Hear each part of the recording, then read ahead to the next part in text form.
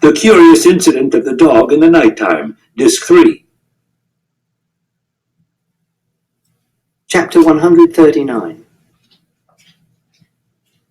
I like Sherlock Holmes, but I do not like Sir Arthur Conan Doyle, who was the author of the Sherlock Holmes stories. That is because he wasn't like Sherlock Holmes, and he believed in the supernatural. And when he got old, he joined the Spiritualist Society, which meant that he believed you could communicate with the dead. This was because his son died of influenza during the First World War, and he still wanted to talk to him. And in 1917, something famous happened called the Case of the Cottingley Fairies. Two cousins called Francis Griffiths, who was 9 years old, and Elsie Wright, who was 16 years old, said they used to play with fairies by a stream called Cottingley Beck, and they used Francis's father's camera to take 5 photographs of the fairies. But they weren't real fairies. They were drawings on pieces of paper that they cut out and stood up with pins because Elsie was a really good artist. Harold Snelling, who was an expert in fake photography, said, "These dancing figures are not made of paper, nor any fabric. They are not painted on a photographic background. But what gets me most is that all these figures have moved during the exposure." But he was being stupid, because paper would move during an exposure, and the exposure was very long, because in the photograph you can see a little waterfall in the background, and it's blurred. Then Sir Arthur Conan Doyle heard about the pictures, and he said he believed they were real in an article in a magazine called The Strand. But he was being stupid too, because if you look at the pictures, you can see that the fairies look just like fairies in old books, and they have wings and dresses and tights and shoes, which is like aliens landing on Earth and being like Daleks from Doctor Who, or Imperial Stormtroopers from the Death Star in Star Wars, or little green men like in cartoons of aliens. And in 1981, a man called Joe Cooper interviewed Elsie Wright and Francis Griffiths for an article in a magazine called The Unexplained.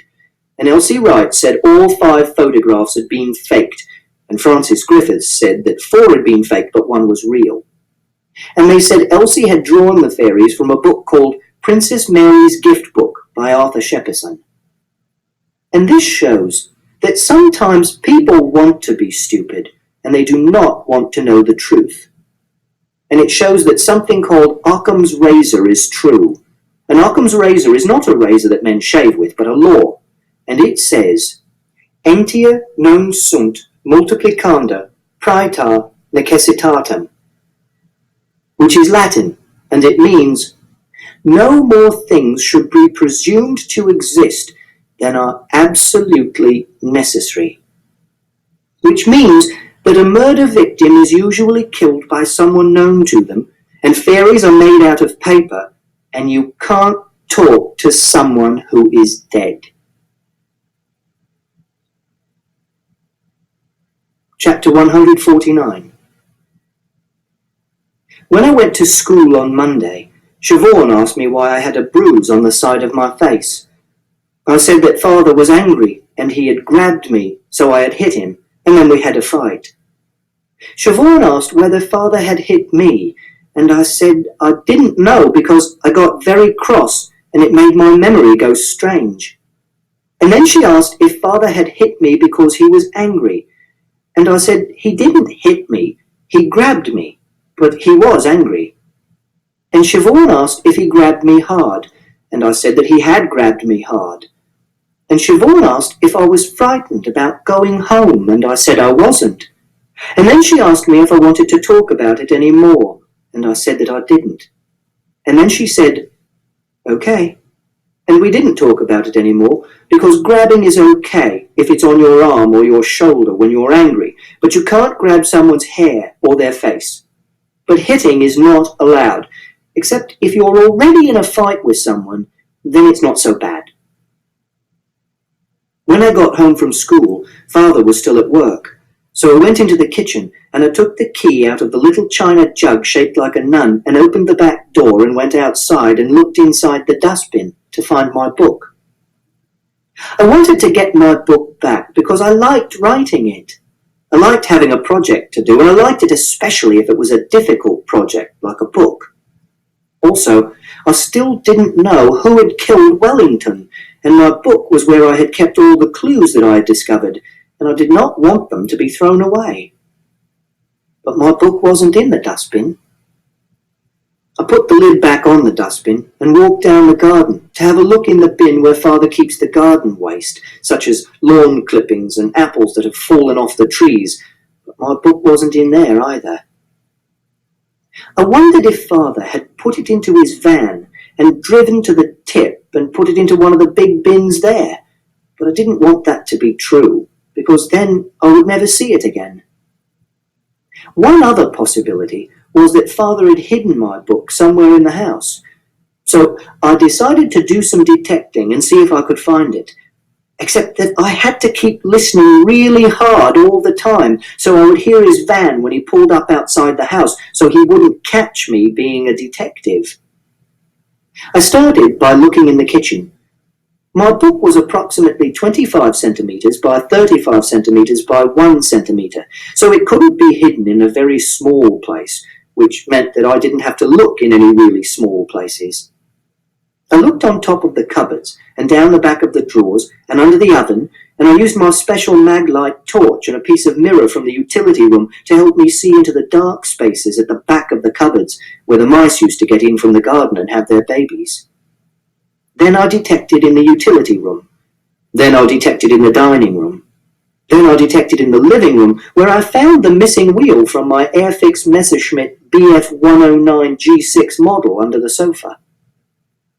Then I thought I heard Father coming through the front door, and I jumped, and I tried to stand up fast, and I banged my knee on the corner of the coffee table, and it hurt a lot, but it was only one of the drug people next door dropping something on the floor. Then I went upstairs, but I didn't do any detecting in my own room, because I reasoned that Father wouldn't hide something from me in my own room unless he was being very clever and doing what's called a double bluff, like in a real murder mystery novel. So I decided to look in my own room only if I couldn't find the book anywhere else.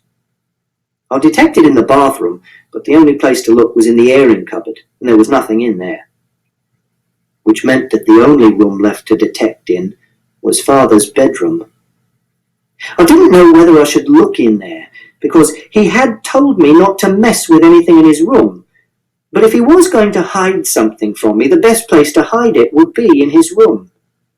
So I told myself I would not mess with things in his room. I would move them, and then I would move them back, and he would never know I'd done it, so he wouldn't be angry. I started by looking under the bed. There were 7 shoes, and a comb with lots of hair in it, and a piece of copper pipe, and a chocolate biscuit, and a porn magazine called Fiesta, and a dead bee, and a Homer Simpson pattern tie, and a wooden spoon, but not my book. Then I looked in the drawers on either side of the dressing table, but these only contained aspirin and nail clippers and batteries and dental floss, and a tampon and tissues, and a spare false tooth, in case Father lost the false tooth he had to fill the gap where he knocked a tooth out when he fell off the ladder putting a bird box up in the garden, but my book wasn't in there either. Then I looked in his clothes cupboard. This was full of clothes on hangers. There was also a little shelf at the top that I could see onto if I stood on the bed, but I had to take my shoes off in case I left a dirty footprint that would be a clue if Father decided to do some detecting. But the only things on the shelf were more porn magazines and a broken sandwich toaster and 12-wire coat hangers and an old hairdryer that used to belong to Mother. In the bottom of the cupboard was a large plastic toolbox, which was full of tools for doing do-it-yourself, like a drill and a paintbrush and some screws and a hammer. But I could see these without opening the box, because it was made of transparent grey plastic. Then I saw that there was another box underneath the toolbox, so I lifted the toolbox out of the cupboard. The other box was an old cardboard box that's called a shirt box because people used to buy shirts in them. And when I opened the shirt box, I saw my book was inside. Then I didn't know what to do. I was happy because Father hadn't thrown my book away, if I took the book, he would know I had been messing with things in his room, and he'd be very angry, and I had promised not to mess with things in his room. Then I heard his van pulling up outside the house, and I knew that I had to think fast and be clever. So I decided that I would leave the book where it was, because I reasoned that Father wasn't going to throw it away if he had put it into the shirt box, and I could carry on writing in another book that I would keep really secret, and then, maybe later, he might change his mind and let me have the first book back again, and I could copy the new book into it. And if he never gave it back to me, I would be able to remember most of what I had written, so I would put it all into the second secret book, and if there were bits I wanted to check to make sure I had remembered them correctly, I could come into his room when he was out and check. Then I heard Father shutting the door of the van, and that was when I saw the envelope. It was an envelope addressed to me, and it was lying under my book in the shirt box with some other envelopes. I picked it up. It had never been opened. It said, Christopher Boone, 36 Randolph Street, Swindon, Wiltshire. Then I noticed that there were lots of other envelopes, and they were all addressed to me. And this was interesting and confusing. And then I noticed how the words Christopher and Swindon were written. They were written with little circles instead of dots over the letter I. I only know 3 people who do little circles instead of dots over the letter I, and one of them is Siobhan, and one of them was Mr. Loxley, who used to teach at the school, and one of them was Mother. And then I heard Father opening the front door, so I took one envelope from under the book, and I put the lid back on the shirt box, and I put the toolbox back on top of it, and I closed the cupboard door really carefully. And Father called out, Christopher!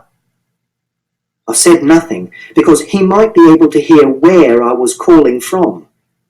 I stood up and walked round the bed to the door, holding the envelope, trying to make as little noise as possible. Father was standing at the bottom of the stairs, and I thought he might see me, but he was flicking through the post which had come that morning, so his head was pointing downwards. Then he walked away from the foot of the stairs towards the kitchen, and I closed the door of his room very quietly and went into my own room. I wanted to look at the envelope, but I didn't want to make Father angry, so I hid the envelope underneath my mattress. Then I walked downstairs and said hello to Father. And he said, So, what have you been up to today, young man? And I said, Today we did life skills with Mrs. Gray, which was using money and public transport, and I had tomato soup for lunch and 3 apples. And I practiced some maths in the afternoon, and we went for a walk in the park with Mrs. Peters and collected leaves for making collages. And Father said, Excellent, excellent. What's your fancy for chow tonight? Chow is food. I said I wanted baked beans and broccoli, and Father said, I think that can be very easily arranged. Then I sat on the sofa, and I read some more of the book I was reading called Chaos by James Glick. Then I went into the kitchen and had my baked beans and broccoli, while Father had sausages and eggs and fried bread and a mug of tea. Then Father said, I'm going to put those shelves up in the living room, if that's all right with you. I'll make a bit of a racket, I'm afraid, so if you want to watch television, we're going to have to shift it upstairs. And I said, I'll go and be on my own in my room. And he said, Good man. And I said, Thank you for supper, because that is being polite. And he said, No problem, kiddo. And I went up to my room. And when I was in my room, I shut the door, and I took out the envelope from underneath my mattress. I held the letter up to the light to see if I could detect what was inside the envelope, but the paper of the envelope was too thick. I wondered whether I should open the envelope, because it was something I had taken from Father's room. But then I reasoned that it was addressed to me, so it belonged to me, so it was okay to open it. So I opened the envelope. Inside there was a letter, and this is what was written in the letter. 451 Chapter Road, Woolston, London, NW25NG, 0208-887-8907. Dear Christopher, I'm sorry it's been such a very long time since I wrote my last letter to you. I've been very busy. I've got a new job working as a secretary for a factory that makes things out of steel. You'd like it a lot. The factory is full of huge machines that make the steel and cut it and bend it into whatever shapes they need. This week they're making a roof for a cafe in a shopping centre in Birmingham. It's shaped like a huge flower and they're going to stretch canvas over it to make it look like an enormous tent. Also, we've moved into the new flat at last, as you can see from the address. It's not as nice as the old one, and I don't like Willesden very much, but it's easier for Roger to get to work, and he's bought it. He only rented the other one, so we can get our own furniture and paint the walls the colour we want to. And that's why it's been such a long time since I wrote my last letter to you, because it's been hard work packing up all our things and then unpacking them and then getting used to this new job. I'm very tired now, and I must go to sleep, and I want to put this into the letterbox tomorrow morning, so I'll sign off now and write you another letter soon. You haven't written to me yet, so I know that you're probably still angry with me. I'm sorry, Christopher, but I still love you. I hope you don't stay angry with me forever, and I'd love it if you were able to write me a letter, but remember to send it to the new address. I think about you all the time. Lots of love, your Mum. Then I was really confused, because Mother had never worked as a secretary for a firm that made things out of steel. Mother had worked as a secretary for a big garage in the centre of town. And Mother had never lived in London. Mother had always lived with us. And Mother had never written a letter to me before. There was no date on the letter, so I couldn't work out when Mother had written the letter, and I wondered whether someone else had written the letter and pretended to be Mother.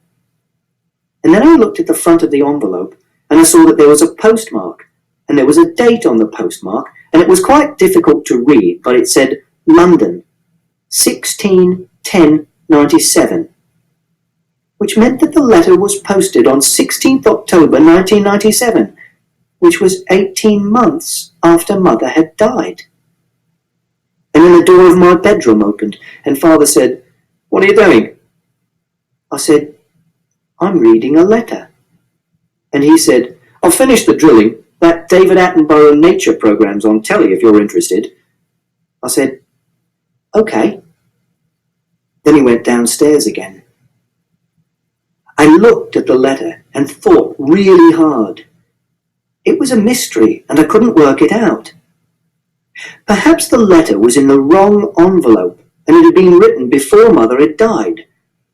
But why was she writing from London? The longest she had been away was a week when she went to visit her cousin Ruth, who had cancer, but Ruth lived in Manchester. And then I thought that perhaps it wasn't a letter from Mother. Perhaps it was a letter to another person called Christopher from that Christopher's mother. I was excited. When I started writing my book, there was only one mystery I had to solve. Now there were two. I decided that I wouldn't think about it any more that night, because I didn't have enough information, and you could easily leap to the wrong conclusions, like Mr. Athelney Jones of Scotland Yard, which is a dangerous thing to do, because you should make sure you have all the available clues before you start deducing things. That way you're much less likely to make a mistake. I decided that I would wait until Father was out of the house. Then I would go into the cupboard in his bedroom and look at the other letters and see who they were from and what they said. I folded the letter and hid it under my mattress in case Father found it and got cross. Then I went downstairs and watched the television. Chapter 151. Lots of things are mysteries, but that doesn't mean there isn't an answer to them. It's just that scientists haven't found the answer yet. For example, some people believe in the ghosts of people who have come back from the dead. And Uncle Terry said that he saw a ghost in a shoe shop in a shopping centre in Northampton because he was going down into the basement when he saw someone dressed in grey walk across the bottom of the stairs. But when he got to the bottom of the stairs, the basement was empty and there were no doors. When he told the lady on the till upstairs, they said it was called Tuck, and he was a ghost of a Franciscan friar who used to live in the monastery which was on the same site hundreds of years ago, which was why the shopping centre was called Grey Friars Shopping Centre, and they were used to him and not frightened at all. Eventually, scientists will discover something that explains ghosts, just like they discovered electricity, which explained lightning. And it might be something about people's brains, or something about the Earth's magnetic field, or it might be some new force altogether. And then ghosts won't be mysteries. They'll be like electricity and rainbows and non-stick frying pans. But sometimes a mystery isn't a mystery. And this is an example of a mystery which isn't a mystery. We have a pond at the school with frogs in, which are there so we can learn how to treat animals with kindness and respect, because some of the children at school are horrible to animals and think it's funny to crush worms or throw stones at cats. And some years there are lots of frogs in the pond, and some years there are very few. And if you drew a graph of how many frogs there were in the pond, the line would ricochet up and down quite irregularly. And if you looked at the graph, you might think that there was a really cold winter in 1987 and 1988 and 1989 and 1997, or that there was a heron which came and ate lots of the frogs. Sometimes there is a heron who comes and tries to eat the frogs, but there's chicken wire over the pond to stop it. But sometimes it's nothing to do with cold winters or cats or herons. Sometimes it's just maths.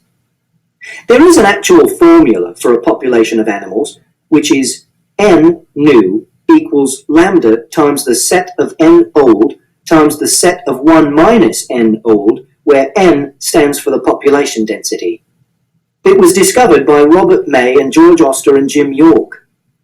It can tell you something about when populations will grow or go extinct. And ultimately, it means that sometimes things are so complicated that it's impossible to predict what they're going to do next, but they're only obeying really simple rules. And it means that sometimes a whole population of frogs or worms or people can die for no reason whatsoever, just because that's the way the numbers work. Chapter 157. It was 6 days before I could go back into Father's room to look in the shirt box in the cupboard. On the first day, which was a Wednesday, Joseph Fleming took his trousers off and went to the toilet all over the floor in the changing room and started to eat it, but Mr. Davis stopped him. Joseph eats everything. He once ate one of the little blocks of blue disinfectant which hang inside the toilets, and he once ate a £50 note from his mother's wallet, and he eats string and rubber bands and tissues and writing paper and paints and plastic forks. Also, he bangs his chin and screams a lot. Tyrone said that there was a horse and a pig in the poo, so I said he was being stupid, but Siobhan said he wasn't. They were small plastic animals from the library that the staff used to make people tell stories, and Joseph had eaten them. So I said I wasn't going to go into the toilets because there was poo on the floor, and it made me uncomfortable to think about it, even though Mr. Ennison had come in and cleaned it up. And I wet my trousers, and I had to put on some spare ones from the spare clothes locker in Mrs. Gascoigne's room. So Siobhan said I could use the staff room toilets for 2 days, but only 2 days, and then I'd have to use the children's toilets again. And we made this a deal. On the second, third, and fourth days, which were Thursday, Friday, and Saturday, nothing interesting happened. On the fifth day, which was a Sunday, it rained very hard. I like it when it rains hard. It sounds like white noise everywhere, which is like silence, but not empty. I went upstairs and sat in my room and watched the water falling in the street. It was falling so hard that it looked like white sparks, and this is a simile too, not a metaphor. And there was no one around because everyone was staying indoors. And it made me think how all the water in the world was connected. And this water had evaporated from the ocean somewhere, in the middle of the Gulf of Mexico or Baffin Bay, and now it was falling in front of the house, and it would drain away into the gutters and flow to a sewage station where it would be cleaned, and then it would go into a river and go back into the ocean again. And in the evening on Monday, Father got a phone call from a lady whose cellar had flooded, and he had to go out and fix it in an emergency. If there's only one emergency, Rodri goes and fixes it, because his wife and children went to live in Somerset, which means he doesn't have anything to do in the evenings apart from playing snooker and drinking and watching the television, and he needs to do overtime to earn money to send to his wife to help her look after the children. And Father has me to look after. But this evening there were two emergencies, so Father told me to behave and to ring him on his mobile phone if there was a problem, and then he went out in the van.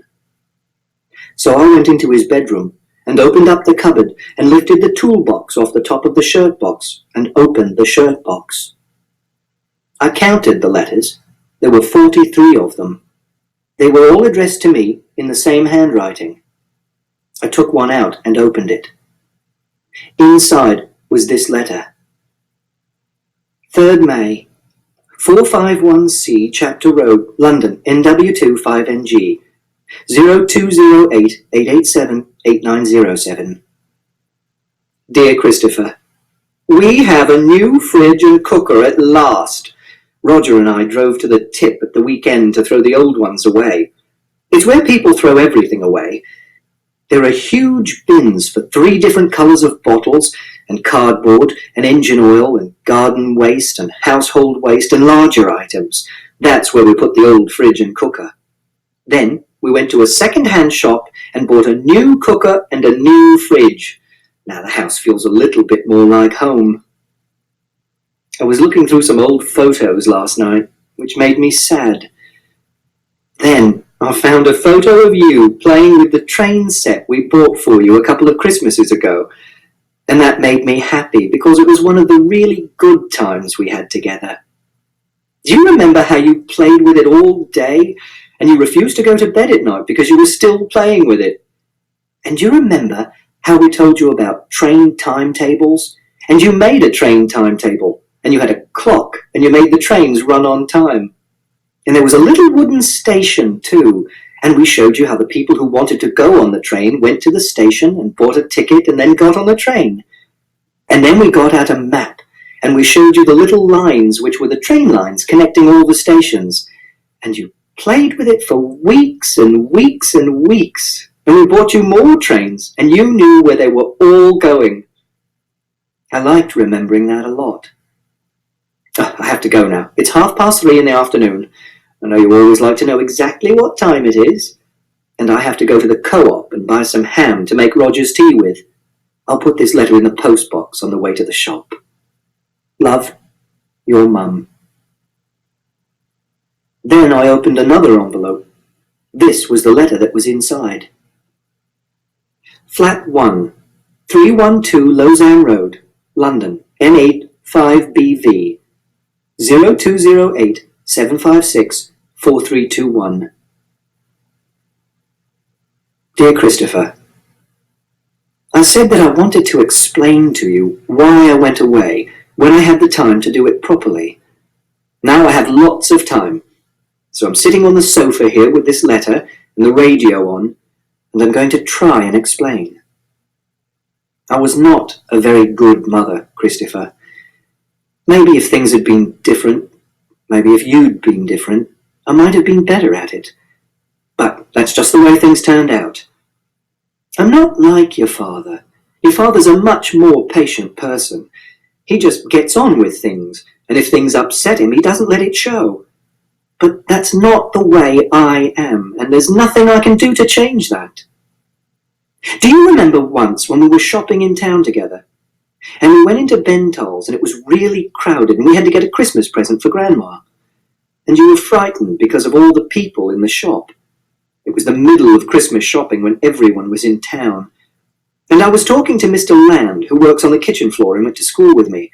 And you crouched down on the floor and put your hands over your ears, and you were in the way of everyone.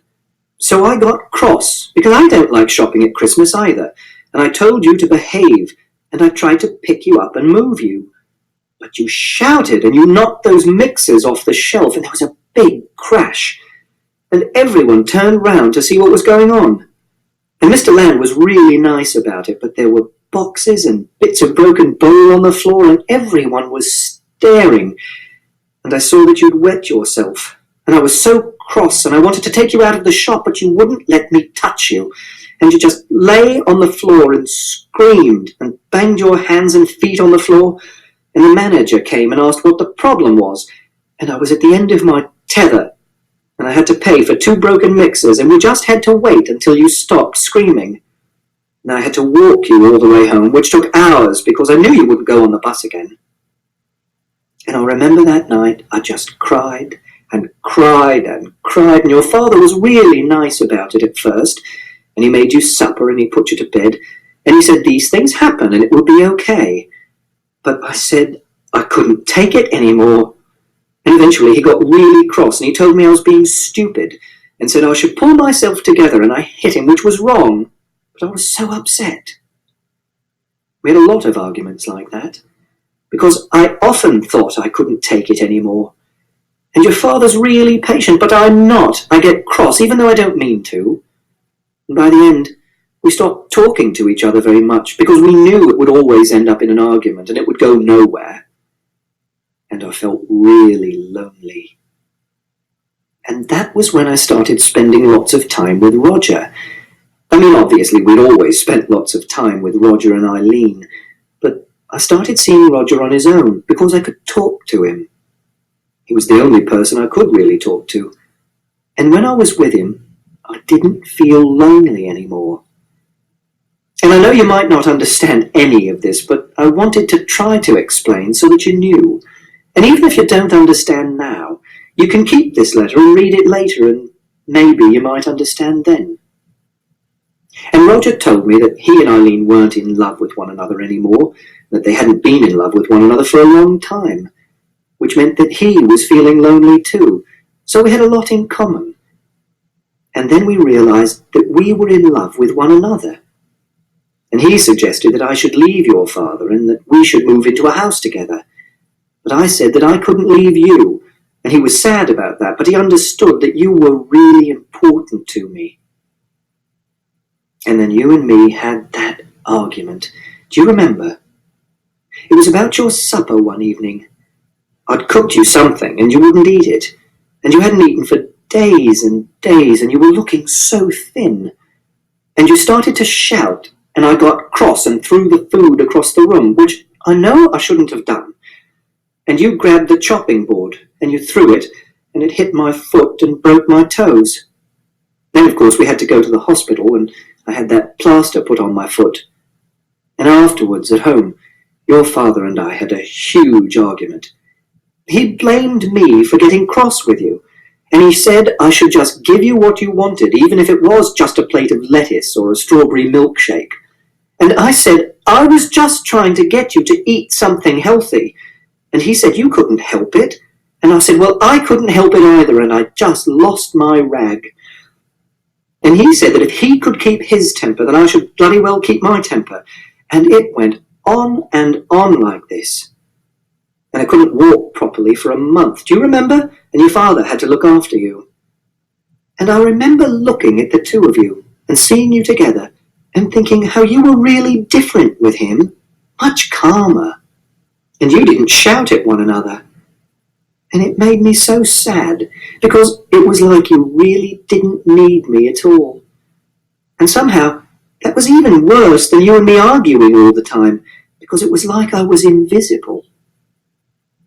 And I think that was when I realized you and your father were probably better off if I wasn't living in the house. Then he'd only have one person to look after instead of 2. Then Roger said that he'd asked the bank for a transfer. That means he asked them if he could have a job in London, and he was leaving.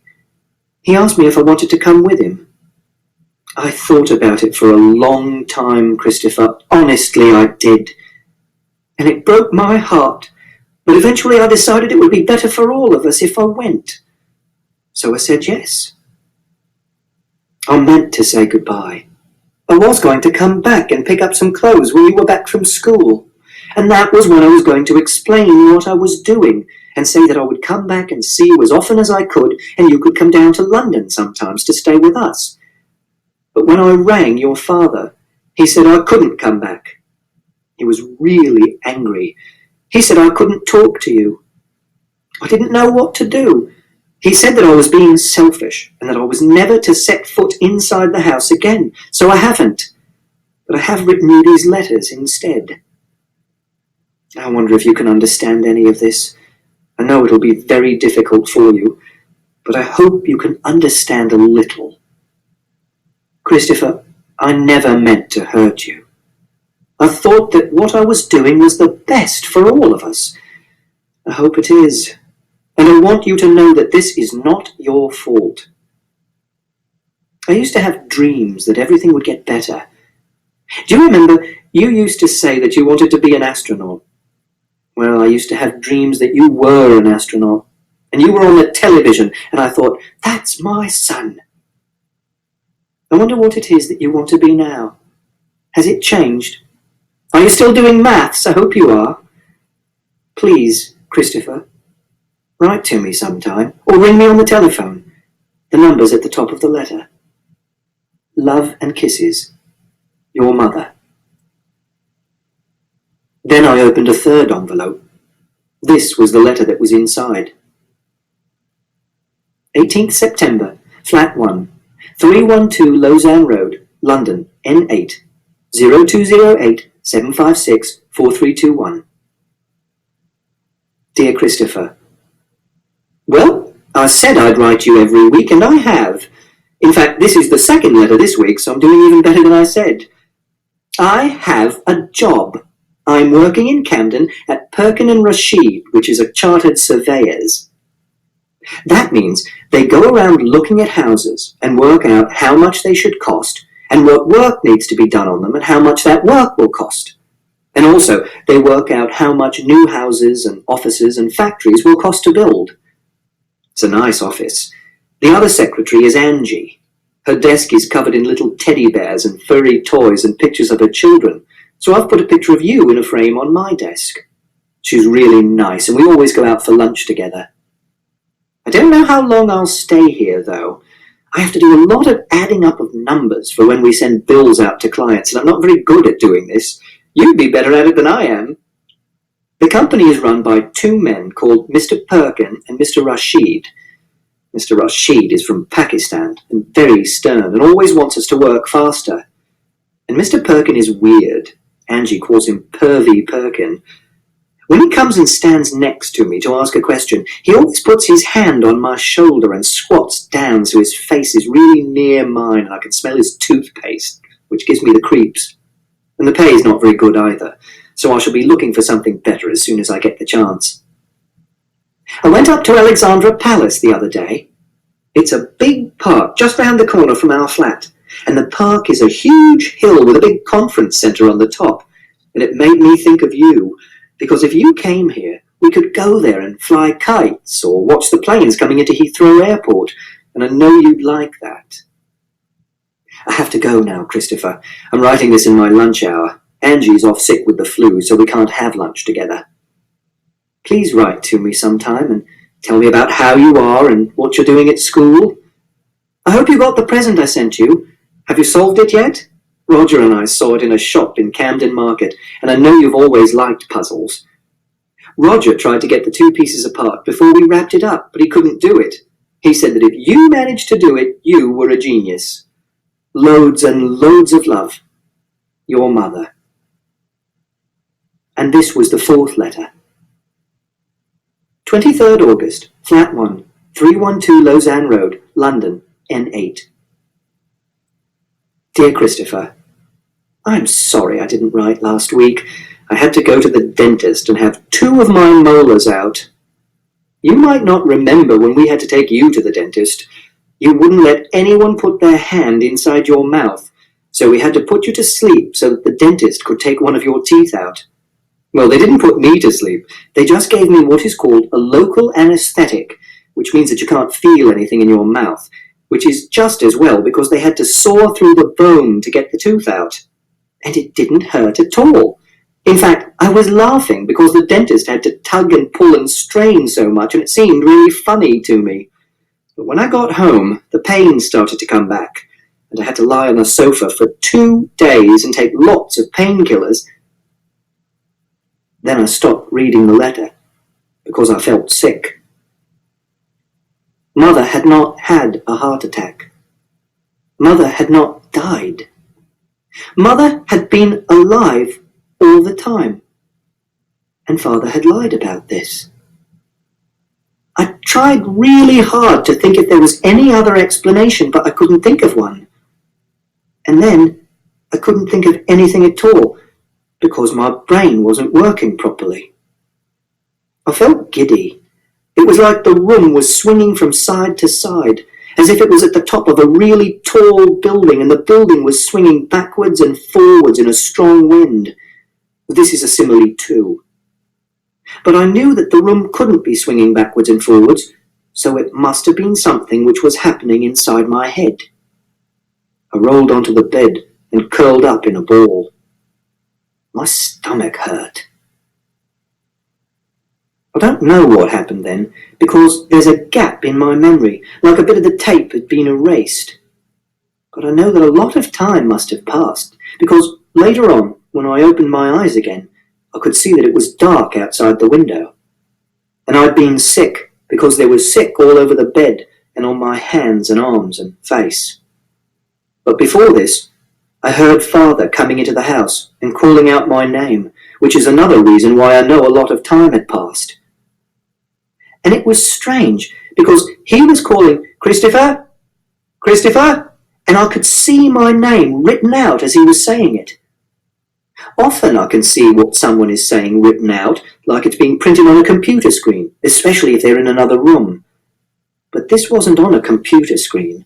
I could see it written really large, like it was on a big advert on the side of a bus. And it was in my mother's handwriting, with little circles over the letter I. And then I heard Father come up the stairs and walk into the room. He said, "Christopher, what the hell are you doing?" And I could tell that he was in the room, but his voice sounded tiny and far away, like people's voices sometimes do when I'm groaning and I don't want them to be near me. And he said, "What the fuck are you—" "That's my cupboard, Christopher. Those are—" Oh, shit. Shit. Then he said nothing for a while. Then he put his hand on my shoulder and moved me onto my side, and he said, "Oh, Christ." But it didn't hurt when he touched me, like it normally does. I could see him touching me, like I was watching a film of what was happening in the room, but I could hardly feel his hand at all. It was just like the wind blowing against me. And then he was silent again for a while. Then he said, "I'm sorry, Christopher. I'm so sorry." And then I noticed again that I had been sick because I could feel something wet all over me, and I could smell it, like when someone's sick at school. Then he said, "You read the letters." Then I could hear that he was crying, because his breath sounded all bubbly and wet, like it does when someone has a cold and they have lots of snot in their nose. Then he said, "I did it for your good, Christopher. Honestly, I did. I never meant to lie. I just thought it was better if you didn't know that I didn't mean to. I was going to show them to you when you were older." Then he was silent again. Then he said, "It was an accident." Then he was silent again. Then he said, "I didn't know what to say. I was in such a mess." She left a note and then she rang, and I said she was in hospital because I didn't know how to explain. It was so complicated, so difficult. And I said she was in hospital. And I know it wasn't true, but once I'd said that, I couldn't change it. Do you understand? Christopher? Christopher? It got out of control, and I wish... Then he was silent for a really long time. Then he touched me on the shoulder again and said, "Christopher, we have to get you cleaned up, okay?" He shook my shoulder a little bit, but I didn't move. And he said, "Christopher, I'm going to go to the bathroom and I'm going to run you a hot bath. Then I'm going to come back and take you to the bathroom, okay? Then I can put the sheets into the washing machine." Then I heard him get up and go to the bathroom and turn the taps on. I listened to the water running into the bath. He didn't come back for a while. Then he came back and touched my shoulder again and said, "Let's do this really gently, Christopher. Let's sit you up and get your clothes off and get you into the bath, okay? I'm going to have to touch you, but it's going to be all right." Then he lifted me up and made me sit on the side of the bed. He took my jumper and my shirt off and put them on the bed. Then he made me stand up and walk through to the bathroom.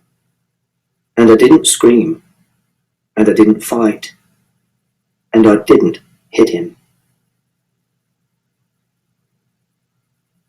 Chapter 163. When I was little and I first went to school, my main teacher was called Julie, because Siobhan hadn't started working at the school then. She only started working at the school when I was 12. And one day, Julie sat down at a desk next to me and put a tube of Smarties on the desk, and she said, "Christopher, what do you think is in here?" And I said, "Smarties."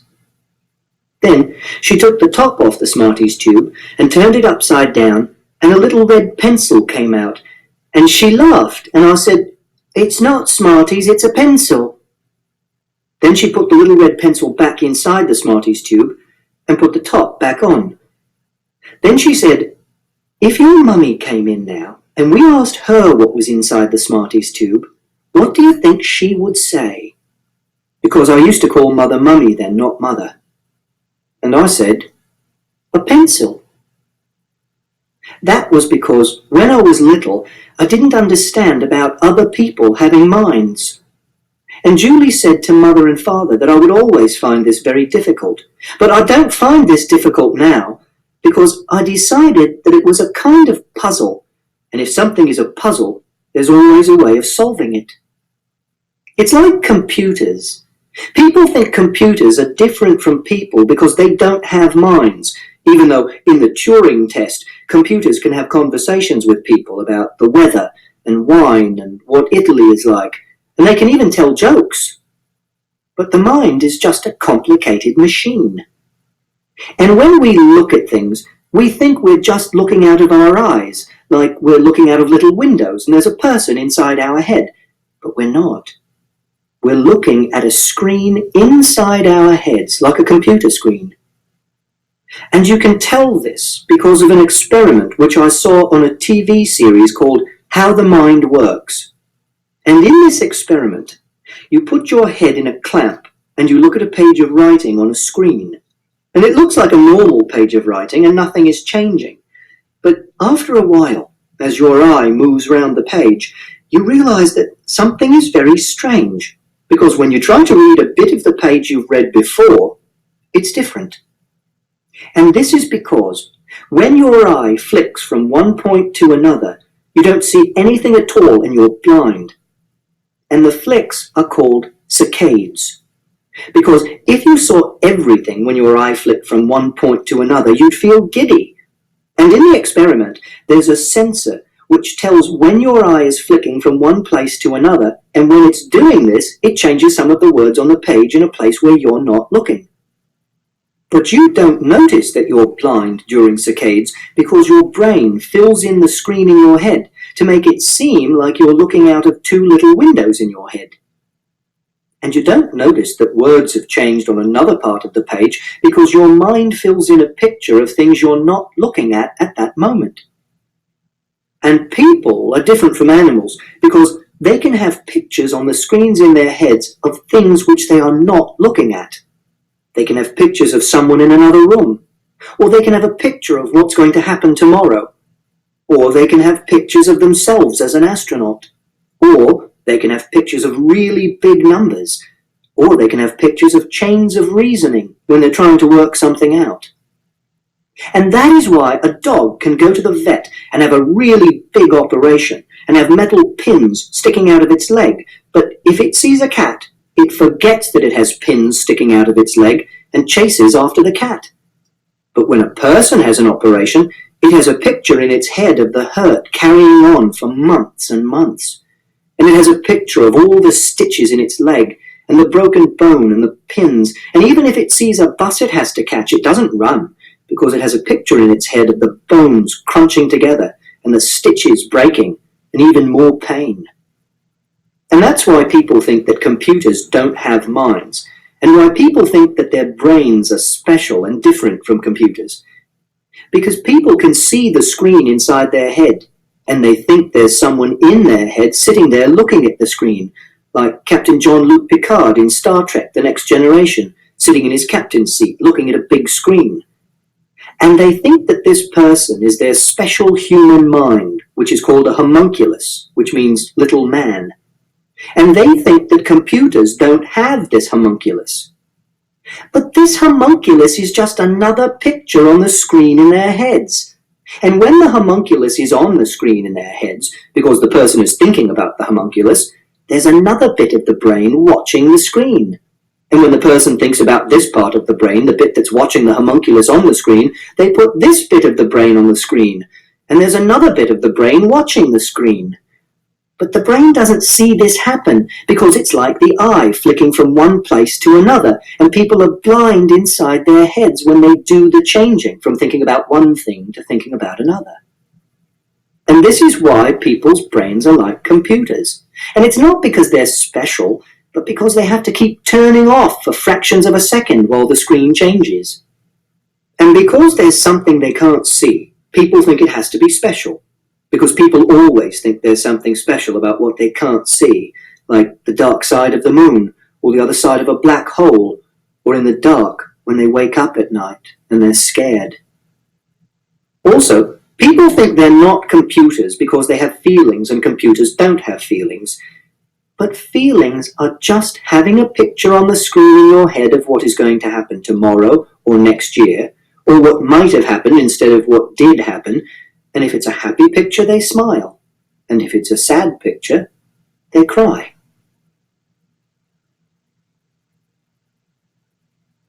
Chapter 167. After Father had given me a bath and cleaned the sick off me and dried me off with a towel, he took me to my bedroom and put some clean clothes on me. Then he said, "Have you had anything to eat yet this evening?" But I didn't say anything. Then he said, "Can I get you anything to eat, Christopher?" But I still didn't say anything. So he said, "Okay, look, I'm going to go and put your clothes and the bed sheets into the washing machine, and then I'll come back, okay?" I sat on the bed and looked at my knees. So Father went out of the room and picked up my clothes from the bathroom floor and put them on the landing. Then he went and got the sheets from his bed and brought them out onto the landing together with my shirt and my jumper. Then he picked them all up and took them downstairs.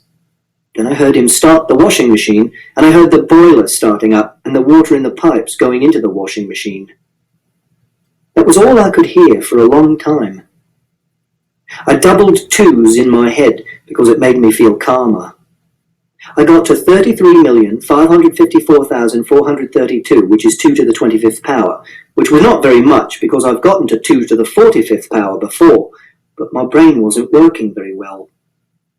Then Father came back into the room again and said, "How are you feeling? Can I get you anything?" I didn't say anything. I carried on looking at my knees. And Father didn't say anything either.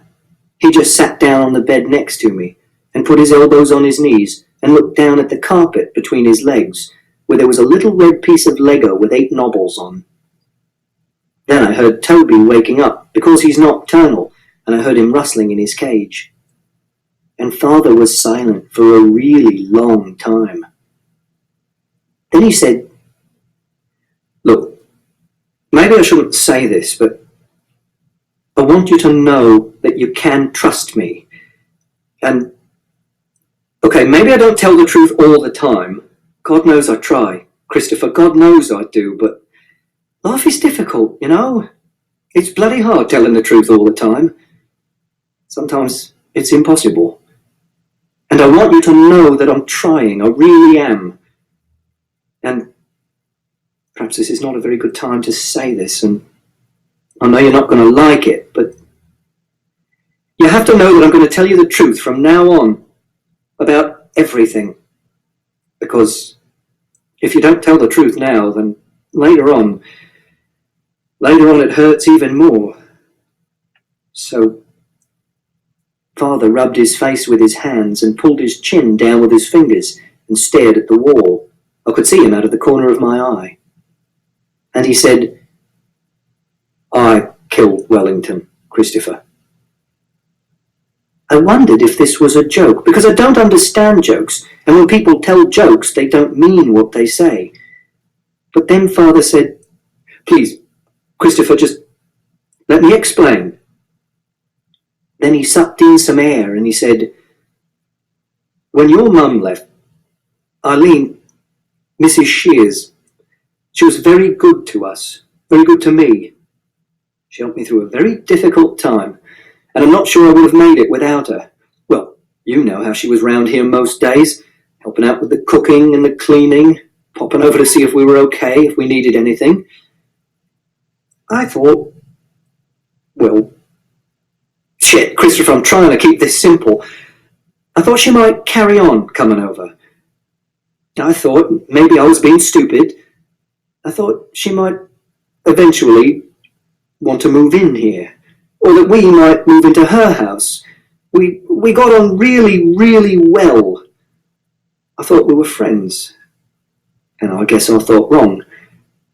I guess in the end, it comes down to shit. We argued, Christopher, and she said some things I'm not going to say to you because they're not nice, but they hurt. But I think she cared more for that bloody dog than for me. For us.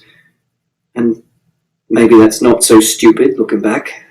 Maybe we are a bloody handful. And maybe it is easier living on your own looking after some stupid mutt than sharing your life with other actual human beings. I mean, shit, buddy, we're not exactly low maintenance, are we? Anyway, we had this row. Well, quite a few rows, to be honest, but after this particularly nasty little blowout, she chucked me out the house. And you know what that bloody dog was like after the operation? Bloody schizophrenic, nice as pie one moment, roll over, tickle its stomach, sink its teeth into your leg the next. Anyway, we're yelling at each other, and it's in the garden relieving itself. So when she slams the door behind me, the bugger's waiting for me. And I know, maybe if I'd just given it a kick, it would probably have backed off, but shit, Christopher, when that red mist comes down... Christ, you know how it is. I mean, we're not that different, you and me.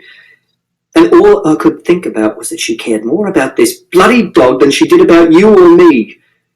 And it was like everything I'd been bottling up for 2 years just...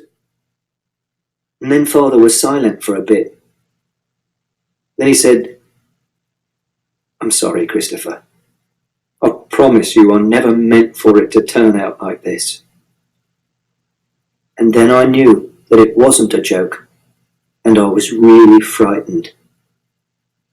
Father said, we all make mistakes, Christopher. You, me, your mum, everyone. And sometimes they're really big mistakes. We're only human. Then he held up his right hand and spread his fingers out in a fan. But I screamed and pushed him backwards so that he fell off the bed and onto the floor. He sat up and said, okay, look, Christopher, I'm sorry. Let's leave it for tonight, okay? I'm going to go downstairs and you get some sleep and we'll talk in the morning. Then he said, it's going to be all right, honestly.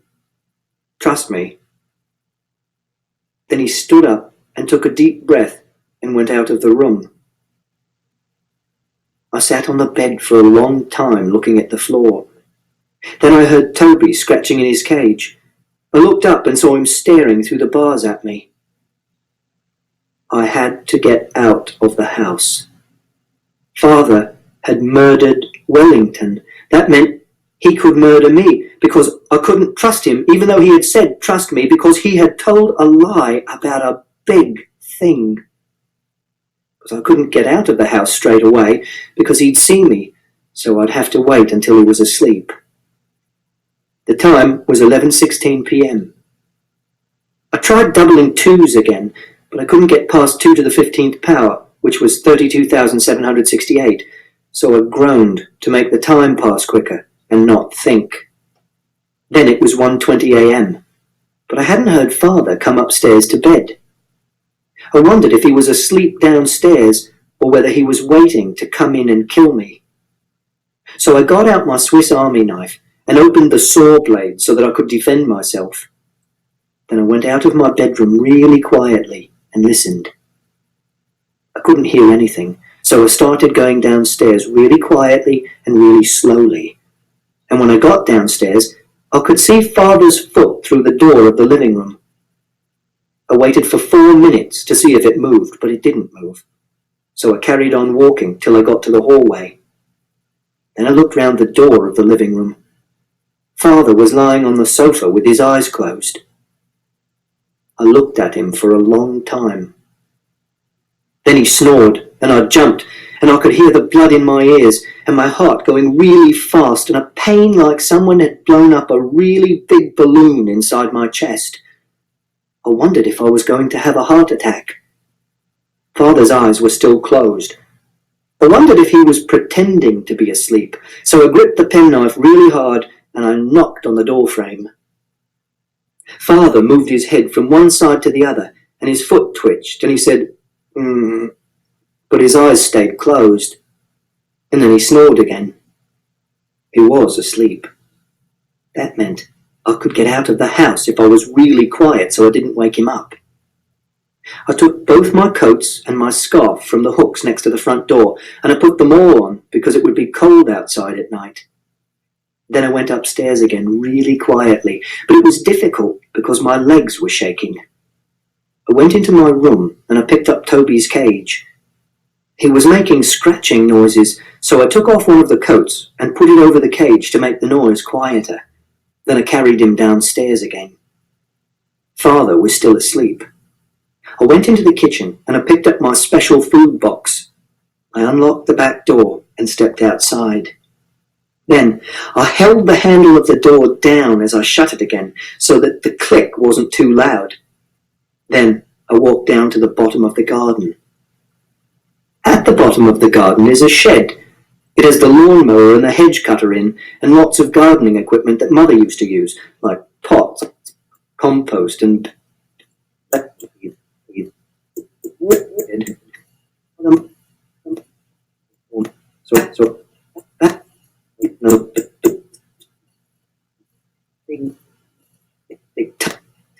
rainwater. Then I sat down and I felt a bit safer. I decided to leave my other coat over Toby's cage because I didn't want him to get cold and die. I opened up my special food box. Inside was the Milky Bar and 2 licorice laces and 3 clementines and a pink wafer biscuit and my red food colouring. I didn't feel hungry, but I knew that I should eat something because if you don't eat something you can get cold, so I ate 2 clementines and the Milky Bar. Then I wondered what I would do next.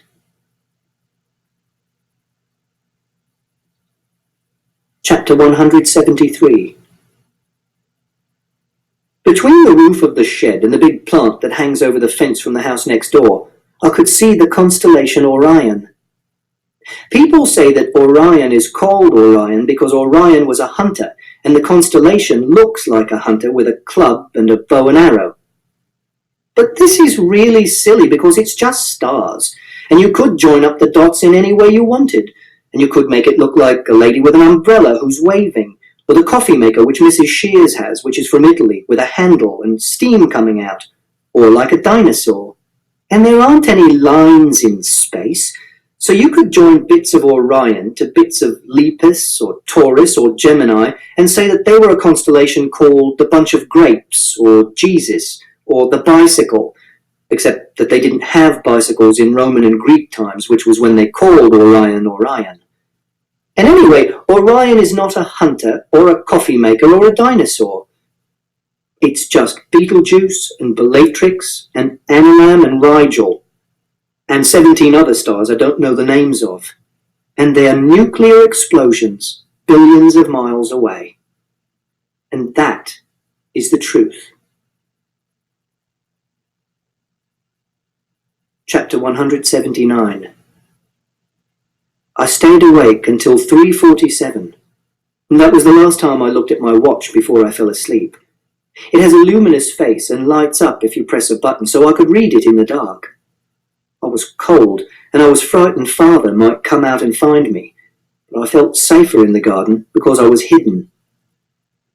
I looked at the sky a lot. I liked looking up at the sky in the garden at night. In summer, I sometimes come outside at night with my torch and my planisphere, which is 2 circles of plastic with a pin through the middle.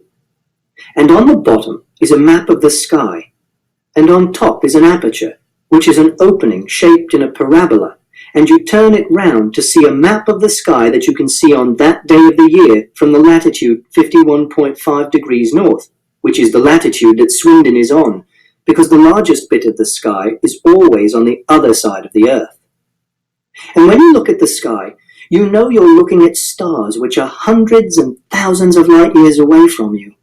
And some of the stars don't even exist anymore because their light has taken so long to get to us that they're already dead, or they've exploded and collapsed into red dwarfs. And that makes you seem very small.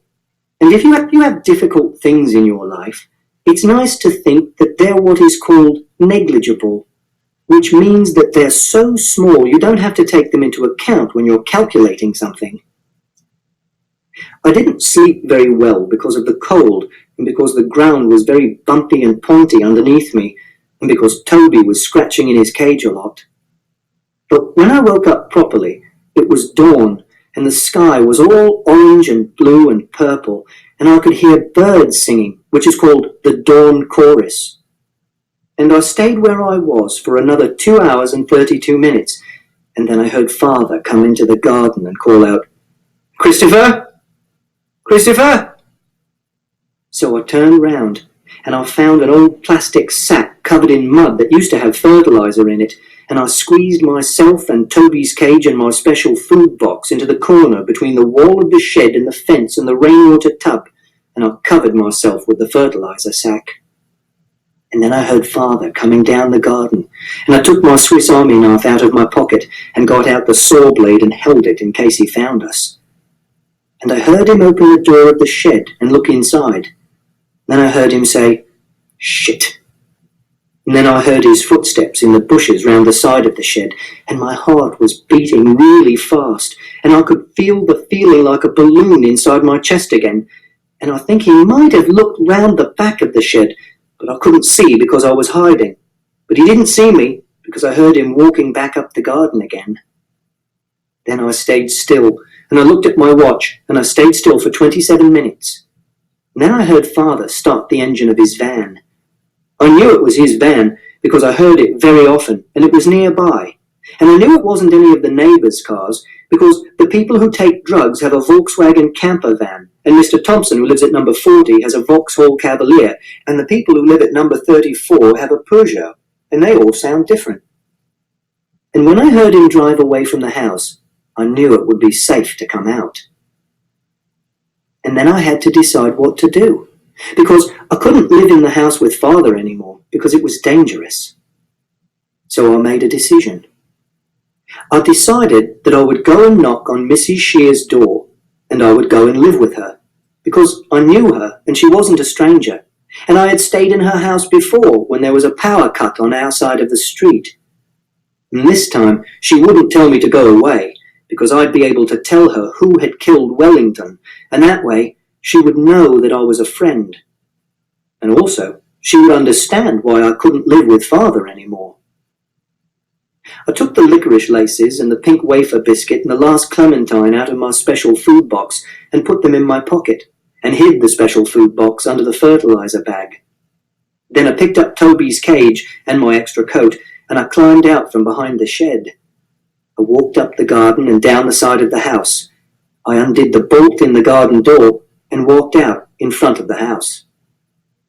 There was no one in the street, so I crossed and walked up the drive to Mrs. Shear's house and knocked on the door and waited and worked out what I was going to say when she opened the door. But she didn't come to the door, so I knocked again.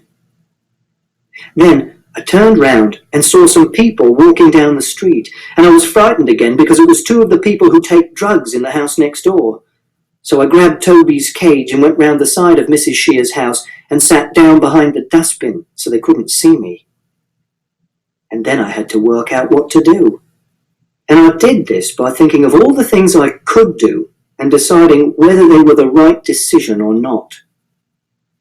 I decided that I couldn't go home again. And I decided that I couldn't go and live with Siobhan because she couldn't look after me when school was closed, because she was a teacher and not a friend or a member of my family. And I decided that I couldn't go and live with Uncle Terry because he lived in Sunderland, and I didn't know how to get to Sunderland, and I didn't like Uncle Terry because he smoked cigarettes and stroked my hair. And I decided I couldn't go and live with Mrs. Alexander because she wasn't a friend or a member of my family, even if she had a dog, because I couldn't stay overnight in the house or use her toilet because she had used it and she was a stranger. And then I thought that I could go and live with Mother because she was my family, and I knew where she lived because I could remember the address from the letters, which was 451C Chapter Road, London, NW2 5NG. Except that she lived in London, and I'd never been to London before. I'd only been to Dover to go to France, and to Sunderland to visit Uncle Terry, and to Manchester to visit Aunt Ruth, who had cancer, except she didn't have cancer when I was there. And I had never been anywhere, apart from the shop at the end of the road, on my own. And the thought of going somewhere on my own was frightening. But then I thought about going home again, or staying where I was, or hiding in the garden every night, and Father finding me, and that made me feel even more frightened. And when I thought about that, I felt like I was going to be sick again, like I did the night before. And then I realized that there was nothing I could do which felt safe. And I made a picture in my head of all the possibilities. 1. Living with Mrs. Shears. 2. Going home. 3. Staying in the garden. 4. Going to live with Uncle Terry. 5. Going to live with Mother. And then I imagined crossing out all the possibilities which were impossible, which is like in a maths exam, when you look at all the questions and you decide which ones you're going to do and which ones you're not going to do, and you cross out all the ones which you're not going to do because then your decision is final and you can't change your mind. Which meant that I had to go to London to live with Mother. And I could do it by going on a train, because I knew all about trains from the train set. How you looked at the timetable and went to the station and bought a ticket and looked at the departure board to see if your train was on time, and then you went to the right platform and got on board. And I would go from Swindon Station, where Sherlock Holmes and Dr. Watson stopped for lunch when they're on their way to Ross from Paddington in the Boscombe Valley mystery. Incident of the Dog in the Nighttime, Disc 4. And then I looked at the wall on the opposite side of the little passage down the side of Mrs. Shear's house where I was sitting, and there was the circular lid of a very old metal pan leaning against the wall, and it was covered in rust, and it looked like the surface of a planet, because the rust was shaped like countries and continents and islands. And then I thought how I could never be an astronaut, because being an astronaut meant being hundreds of thousands of miles away from home, and my home was in London now, and that was about 100 miles away, which was more than 1,000 times nearer than my home would be if I was in space, and thinking about this made me hurt. Like when I fell over in the grass at the edge of a playground once, and I cut my knee on a piece of broken bottle that someone had thrown over the wall, and I sliced a flap of skin off, and Mr. Davis had to clean the flesh under the flap with disinfectant to get the germs and the dirt out, and it hurt so much I cried. But this hurt was inside my head, and it made me sad to think that I could never become an astronaut. And then I thought that I had to be like Sherlock Holmes, and I had to detach my mind at will to a remarkable degree, so that I didn't notice how much it was hurting inside my head. And then I thought I would need money if I was going to go to London, and I would need food to eat because it was a long journey and I wouldn't know where to get food from. And then I thought I would need someone to look after Toby when I went to London because I couldn't take him with me. And then I formulated a plan, and that made me feel better because there was something inside my head that had an order and a pattern, and I just had to follow the instructions one after the other. I stood up and I made sure there was no one in the street. Then I went to Mrs. Alexander's house, which is next door to Mrs. Shear's house, and I knocked on the door. Then Mrs. Alexander opened the door and she said, "Christopher, what on earth has happened to you?" And I said, "Can you look after Toby for me?" And she said, "Who's Toby?" And I said, "Toby's my pet rat." Then Mrs. Alexander said, Oh, yes, I remember now. You told me." Then I held Toby's cage up and said, "This is him." Mrs. Alexander took a step backwards into her hallway, and I said, "He eats special pellets and you can buy them from a pet shop, but he also eats biscuits and carrots and bread and chicken bones. But you mustn't give him chocolate because it's got caffeine and theobromine in, which are methylxanthines, and it's poisonous for rats in large quantities. And he needs new water in his bottle every day too. And he won't mind being in someone else's house because he's an animal. And he likes to come out of his cage, but it doesn't matter if you don't take him out."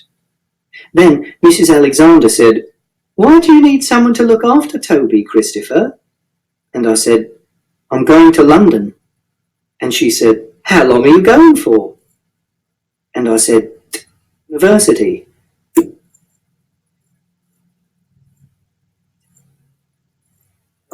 London's a long way away, and I don't want to take him on the train because I might lose him. And Mrs. Alexander said, "Right." And then she said, "Are you and your father moving house?" And I said, "No." And she said, "So why are you going to London?" And I said, "I'm going to live with Mother." And she said, "I thought you told me your mother was dead." And I said, "I thought she was dead, but she was still alive, and Father lied to me. And also, he said he killed Wellington." And Mrs. Alexander said, "Oh my goodness." And I said, "I'm going to live with my mother because Father killed Wellington and he lied, and I'm frightened of being in the house with him." And Mrs. Alexander said, "Is your mother here?" And I said, "No, Mother is in London." And she said, "So you're going to London on your own?" And I said, "Yes." And she said, "Look, Christopher, why don't you come inside and sit down and we can talk about this and work out what's the best thing to do?" And I said, "No, I can't come inside. Will you look after Toby for me?" And she said, "I really don't think that would be a good idea, Christopher." And I didn't say anything. And she said, "Where's your father at the moment, Christopher?" And I said, "I don't know." And she said, "Well, perhaps we should try and give him a ring and see if we can get in touch with him. I'm sure he's worried about you, and I'm sure that there's been some dreadful misunderstanding." So I turned round and I ran across the road back to our house. And I didn't look before I crossed the road, and a yellow Mini had to stop, and the tyres squealed on the road. And I ran down the side of the house and back through the garden gate, and I bolted it behind me. I tried to open the kitchen door, but it was locked, so I picked up a brick that was lying on the ground, and I smashed it through the window, and the glass shattered everywhere. Then I put my arm through the broken glass, and I opened the door from the inside. I went into the house, and I put Toby down on the kitchen table. Then I ran upstairs, and I grabbed my school bag, and I put some food for Toby in it, and some of my maths books, and some clean pants, and a vest, and a clean shirt. Then I came downstairs, and I opened the fridge, and I put a carton of orange juice into my bag, and a bottle of milk that hadn't been opened. And I took 2 more clementines, and 2 tins of baked beans and a packet of custard creams from the cupboard, and I put them in my bag as well, because I could open them with the can opener on my Swiss Army knife. Then I looked at the surface next to the sink, and I saw Father's mobile phone, and his wallet, and his address book, and I felt my skin cold under my clothes, like Dr. Watson in The Sign of the Fall, when he sees the tiny footsteps of Tonga, the Andaman Islander, on the roof of Bartholomew Sholto's house in Norwood, because I thought Father had come back, and he was in the house, and the pain in my head got much worse. But then I rewound the pictures in my memory, and I saw that his van wasn't parked outside the house, so he must have left his mobile phone and his wallet and his address book when he left the house. And I picked up his wallet, and I took his bank card out, because that was how I could get money, because the card has a PIN number, which is the secret code which you put into the machine at the bank to get money out.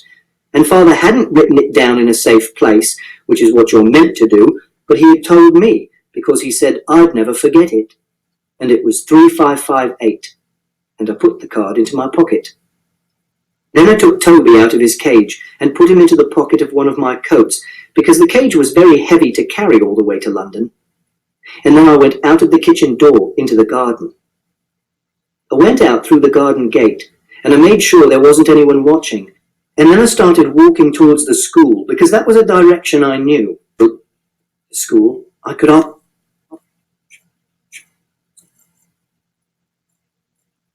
I would have got more and more frightened if I was walking to school, because I had never done it before. But I was frightened in 2 different ways. And one way was being frightened of being far away from a place I was used to, and the other was being frightened of being near where Father lived, and they were in inverse proportion to one another, so that the total fear remained a constant as I got further away from home and further away from Father. Like this. Fear, total, is almost equal to fear, new place, times fear, near Father, is almost equal to constant. It takes 19 minutes for the bus to get to school from our house, but it took me 47 minutes to walk the same distance, so I was very tired when I got there, and I hoped that I could stay at school for a little while and have some biscuits and some orange juice before I went to the train station. But I couldn't, because when I got to the school, I saw that Father's van was parked outside in the car park. And I knew it was his van, because it said Ed Boone, Heating, Maintenance and Boiler Repair on the side with a crossed spanners sign. And when I saw the van, I was sick again.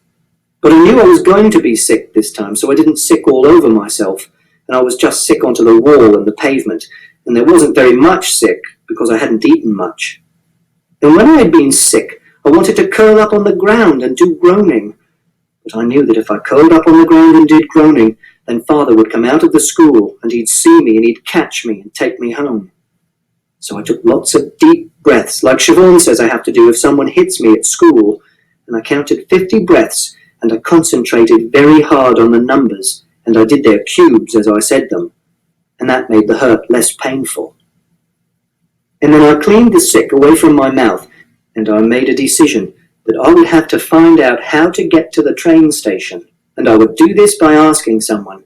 And it would be a lady, because when they talk to us about stranger danger at school, they say that if a man comes up to you and talks to you and you feel frightened, you should call out and find a lady to run to, because ladies are safer. So I got out my Swiss Army knife, and I flipped out the saw blade, and I held it tightly in the pocket that Toby wasn't in, so that I could stab someone if they grabbed hold of me. And then I saw a lady on the other side of the street with a baby in a pushchair, and a little boy with a toy elephant, so I decided to ask her. And this time I looked left and right and left again, so that I wouldn't be run over by a car, and I crossed the road. And I said to the lady, "Where can I buy a map?" And she said, "Pardon?" And I said, "Where can I buy a map?" And I could feel the hand that was holding the knife shaking, even though I wasn't shaking it. And she said, "Patrick, put that down, it's dirty." "A map of where?" And I said, "A map of here." And she said, "I don't know." And then she said, "Where do you want to get to?" And I said, "I'm going to the train station." And she laughed and she said, "You don't need a map to get to the train station." And I said, "I do, because I don't know where the train station is." And she said, "You can see it from here." And I said, "No, I can't. And also, I need to know where there is a cash machine." And she pointed and said, "There, that building says Signal Point on the top. There's a British Rail sign on the other end. The station's at the bottom of that." Patrick, if I've told you once, I've told you 1,000 times, don't pick things off the pavement and stick them in your mouth. And I looked, and I could see a building with writing at the top, but it was a long way away, so it was hard to read. And I said, "Do you mean that stripy building with the horizontal windows?" And she said, "That's the one." And I said, "How do I get to that building?" And she said, "Gordon Bennett." And then she said, "Follow that bus." And she pointed to a bus that was going past. So I started to run. But buses go really fast, and I had to make sure that Toby didn't fall out of my pocket. But I managed to keep running after the bus for a long way, and I crossed 6 side roads before it turned down another street and I couldn't see it anymore. And then I stopped running because I was breathing really hard and my legs hurt. And I was in a street with lots of shops. And I remember being in this street when I went shopping with Mother. And there were lots of people in the street doing their shopping, but I didn't want them to touch me, so I walked at the edge of the road. And I didn't like all the people being near me and all the noise, because it was too much information in my head and it made it hard to think, like they were shouting in my head. So I put my hands over my ears and I groaned very quietly. And then I noticed that I could still see the railway sign that the lady had pointed at, so I kept on walking towards it. And then I couldn't see the railway sign anymore, and I had forgotten to remember where it was, and this was frightening because I was lost and because I don't forget things. And normally I'd make a map in my head and I'd follow the map, and I'd be a little cross on the map that showed where I was, but there was too much interference in my head and this had made me confused. So I stood under the green and white canvas roof outside a greengrocer's shop where there were carrots and onions and parsnips and broccoli in boxes that had a plastic furry green carpet in them, and I made a plan. I knew that the train station was somewhere near, and if something is nearby, you can find it by moving in a spiral, walking clockwise and taking every right turn until you come back to a road you've already walked on, then taking the next left, then taking every right, and so on. And that was how I found the train station, and I concentrated really hard on following the rules and making a map of the centre of the town in my head as I walked, and that way it was easier to ignore all the people and all the noise around me. And then I went into the train station. Chapter 181. I see everything. That's why I don't like new places. If I'm in a place I know, like home or school or the bus or the shop or the street, I've seen almost everything in it beforehand, and all I have to do is look at the things that have changed or moved. For example, one week the Shakespeare's Globe poster had fallen down in the classroom at school, and you could tell because it had been put back slightly to the right, and there were 3 little circles of blue tack stain on the wall down the left-hand side of the poster. And the next day someone had graffitied Crow Aptop to lamppost 437 in our street, which is the one outside number 35. But most people are lazy. They never look at everything. They do what is called glancing, which is the same word for bumping off something and carrying on in almost the same direction. For example, when a snooker ball glances off another snooker ball. And the information in there, Paul, if they're in the countryside, it might be 1. I'm standing in a field that is full of grass. 2. There are some cows in the fields. 3. It's sunny with a few clouds. 4. There are some flowers in the grass. 5. There's a village in the distance. 6. There's a fence at the edge of the field, and it has a gate in. And then they'd stop noticing anything, because they'd be thinking something else, like, oh, it's very beautiful here, or I'm worried that I might have left the gas cooker on, or I wonder if Julie has given birth yet. This is really true, because I asked Siobhan what people thought about when they looked at things, and that's what she said. But if I'm standing in a field in the countryside, I notice everything. For example, I remember standing in a field on Thursday, 15th June 1994, because Father and Mother and I were driving to Dover to get a ferry to France, and we did what Father called taking the scenic route, which means going by little roads and stopping for lunch in a pub garden. And I had to stop to go for a wee, and I went into a field with cows in, and after I'd had a wee, I stopped and looked at the field, and I noticed these things. 1. There are 19 cows in the field, 15 of which are black and white, and 4 of which are brown and white. 2. There's a village in the distance which has 31 visible houses and a church with a square tower and not a spire. 3.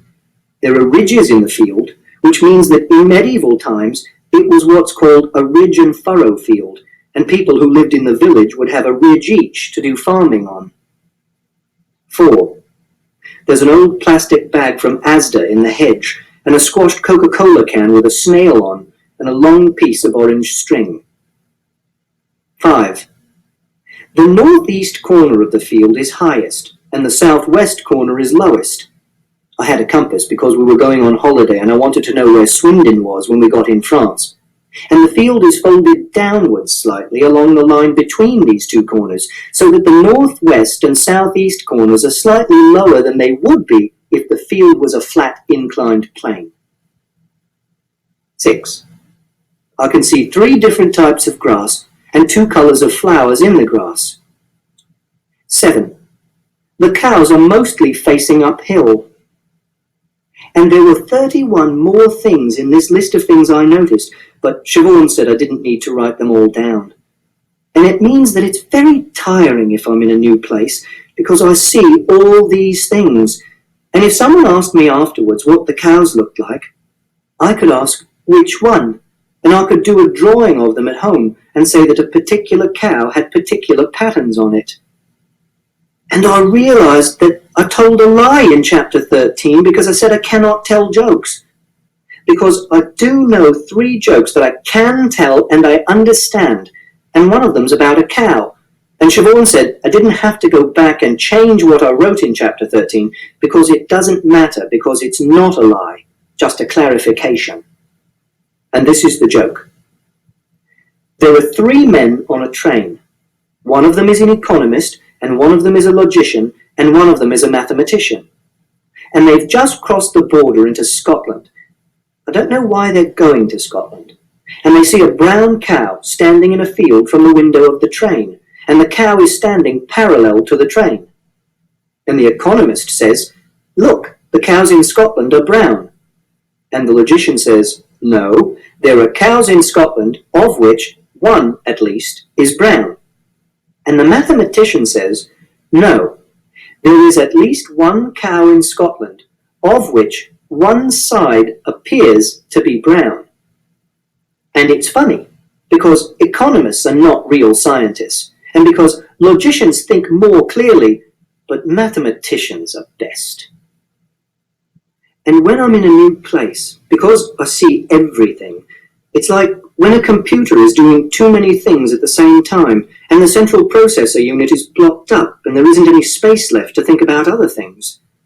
And when I'm in a new place, and there are lots of people there, it's even harder, because people are not like cows and flowers and grass, and they can talk to you and do things that you don't expect, so you have to notice everything that is in the place, and also you have to notice things that might happen as well. And sometimes, when I'm in a new place and there are lots of people there, it's like a computer crashing, and I have to close my eyes and put my hands over my ears and groan. which is like pressing Control-Alt-Delete and shutting down programs and turning the computer off and rebooting so that I can remember what I'm doing and where I'm meant to be going. And that's why I'm good at chess and maths and logic, because most people are almost blind and they don't see most things, and there's lots of spare capacity in their heads, and it's filled with things which aren't connected and are silly, like, I'm worried that I might have left the gas cooker on.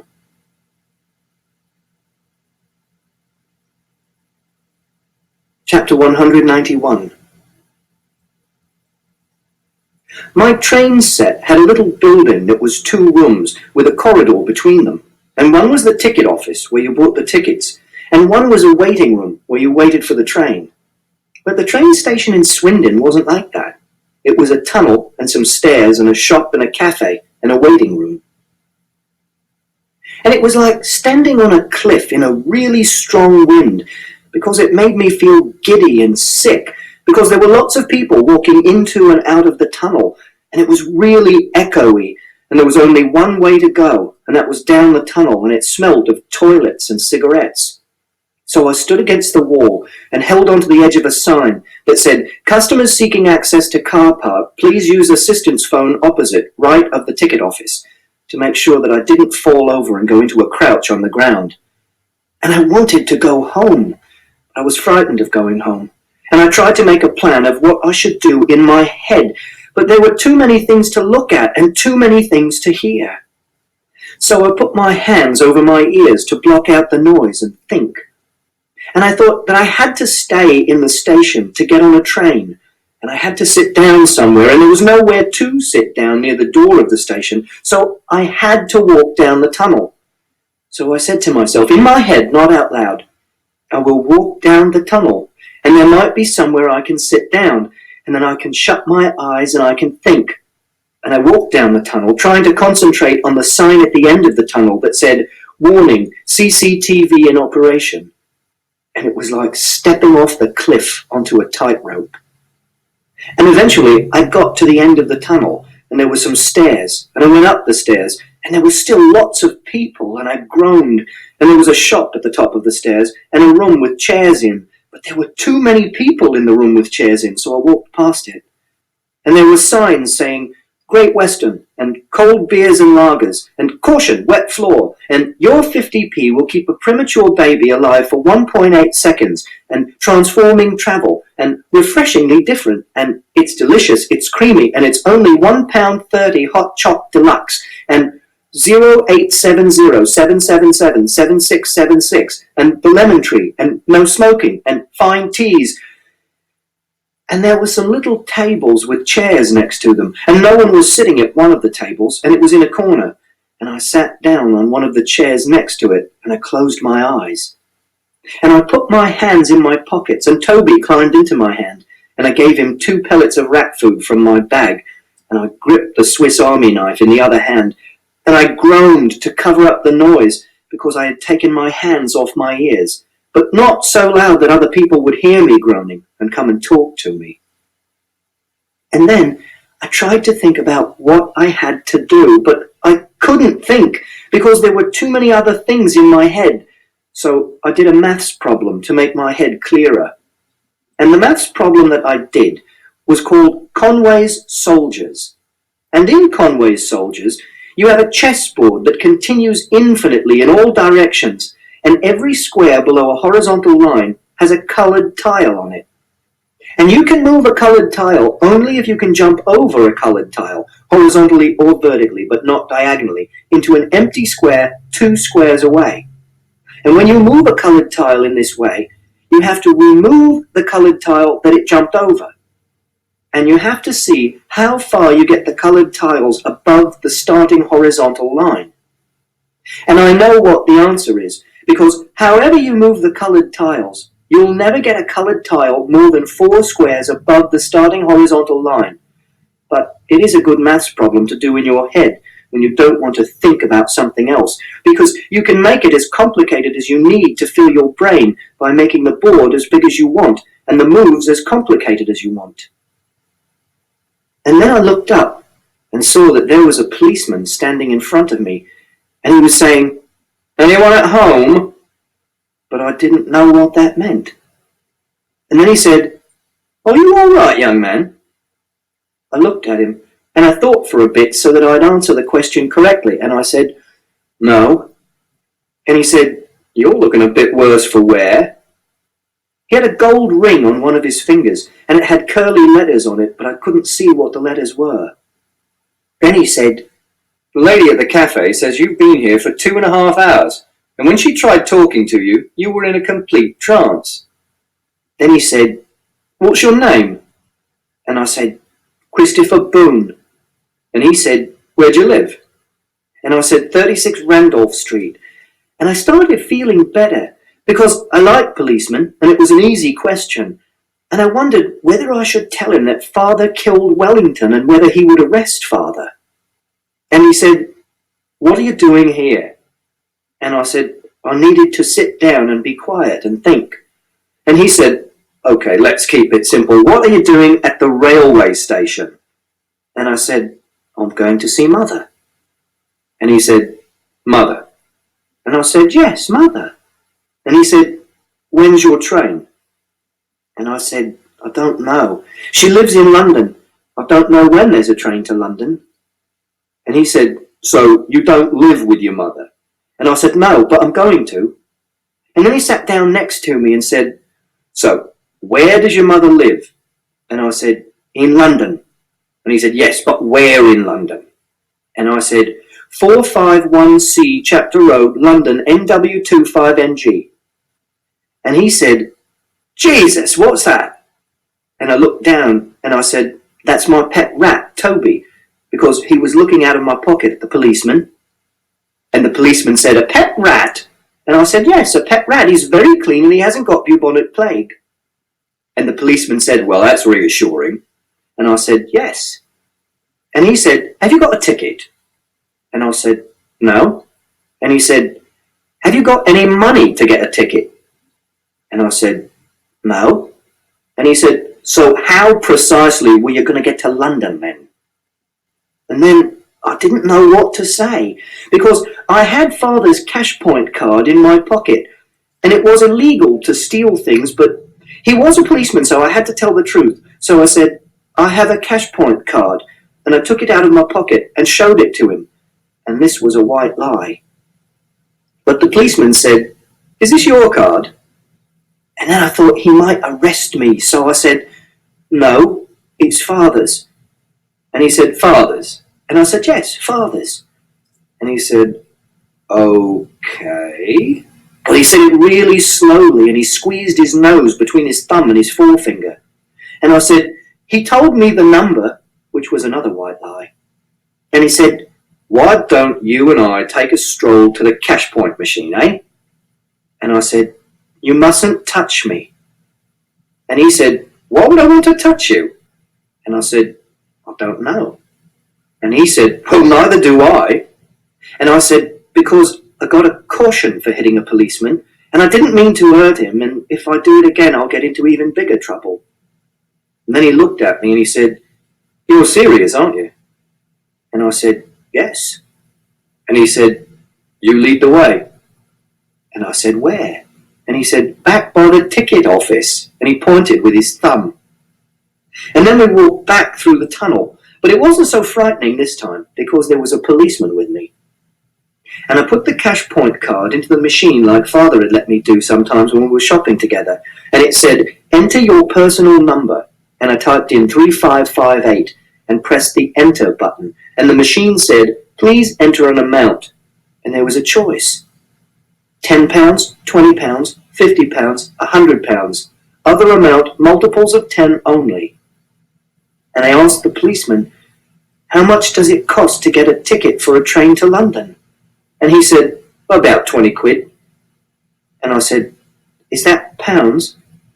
And he said, "Christ alive!" And he laughed. But I didn't laugh, because I don't like people laughing at me, even if they are policemen. And he stopped laughing and he said, "Yeah, it's £20. So I pressed 50, and 5 £10 notes came out of the machine, and a receipt. And I put the notes and the receipt and the card into my pocket. And the policeman said, "Well, I guess I shouldn't keep you chatting any longer." And I said, "Where do I get a ticket for the train from? Because if you're lost and you need directions, you can ask a policeman." And he said, "You are a prize specimen, aren't you?" And I said, "Where do I get a ticket for the train from?" Because he hadn't answered my question. And he said, "In there." And he pointed. And there was a big room with a glass window on the other side of the train station door. And then he said, "Now, are you sure you know what you're doing?" And I said, "Yes, I'm going to London to live with my mother." And he said, "Has your mother got a telephone number?" And I said, "Yes." And he said, "And can you tell me what it is?" And I said, "Yes, it's 0208 887 8907. And he said, "And you'll ring her if you get into any trouble, okay?" And I said, "Yes, because I knew you could ring people from phone boxes if you had money, and I had money now." And he said, "Good." And I walked into the ticket office, and I turned round, and I could see that the policeman was still watching me, so I felt safe. And there was a long desk at the other side of the big room, and a window on the desk, and there was a man standing in front of the window, and there was a man behind the window. And I said to the man behind the window, "I want to go to London." And the man in front of the window said, "If you don't mind." And he turned round so that his back was towards me. And the man behind the window gave him a little bit of paper to sign, and he signed it and pushed it back under the window. And the man behind the window gave him a ticket. And then the man in front of the window looked at me and he said, "What the fuck are you looking at?" And then he walked away. And he had dreadlocks, which is what some black people have, but he was white. And dreadlocks is when you never wash your hair and it looks like old rope. And he had red trousers with stars on, and I kept my hand on my Swiss Army knife in case he touched me. And then there was no one else in front of the window, and I said to the man behind the window, "I want to go to London." And I hadn't been frightened when I was with the policeman, but I turned round and I saw that he had gone now, and I was scared again. So I tried to pretend I was playing a game on my computer, and it was called Train to London, and it was like Myst or the 11th Hour, and you had to solve lots of different problems to get to the next level, and I could turn it off at any time. And the man said, "Single or return?" And I said, "What does single or return mean?" And he said, "Do you want to go one way or do you want to go and come back?" And I said, "I want to stay there when I get there." And he said, "For how long?" And I said, "Until I go to university." And he said, "Single then?" And then he said, "That will be £17. And I gave him the £50, and he gave me 30 back and said, "Don't you go throwing it away." And then he gave me a little yellow and orange ticket and £3 in coins, and I put it all in my pocket with my knife.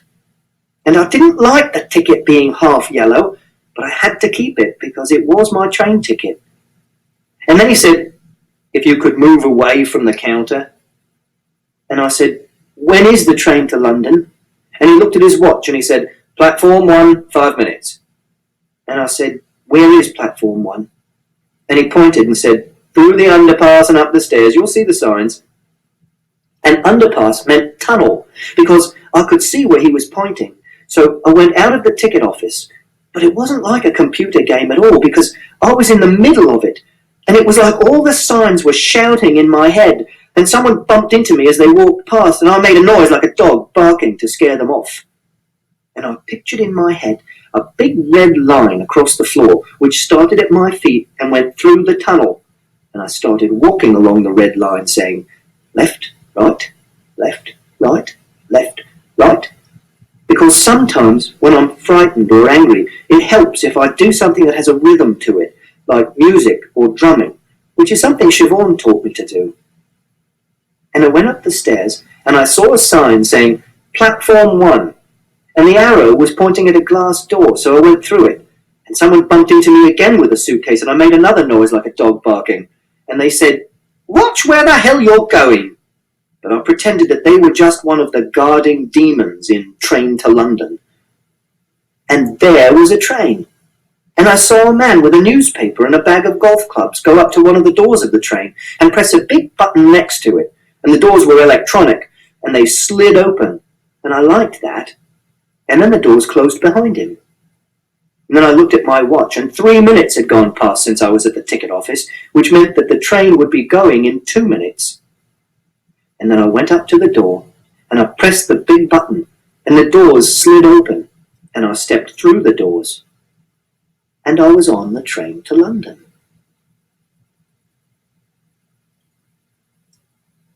Chapter 193. When I used to play with my train set, I made a train timetable because I like timetables. And I like timetables because I like to know when everything's going to happen. And this was my timetable when I lived at home with Father, and I thought that Mother was dead from a heart attack. This was the timetable for a Monday, and also it's an approximation. 7:20 a.m. Wake up. 7:25 a.m. Clean teeth and wash face. 7:30 a.m. Give Toby food and water. 7:40 a.m. Have breakfast. 8 a.m. Put school clothes on. 8:05 a.m. Pack school bag. 8:10 a.m. Read book or watch video. 8:32 a.m. Catch bus to school. 8:43 a.m. Go past tropical fish shop. 8:51 a.m. Arrive at school. 9 a.m. School assembly. 9:15 a.m. First morning class. 10:30 a.m. Break. 10:50 a.m. Art class with Mrs. Peters. In the art class we do art, but in the first morning class and the first afternoon class and the second afternoon class we do lots of different things, like reading and tests and social skills and looking after animals and what we did at the weekend and writing and maths and stranger danger and money and personal hygiene. 12:30 p.m. Lunch. 1 p.m. First afternoon class.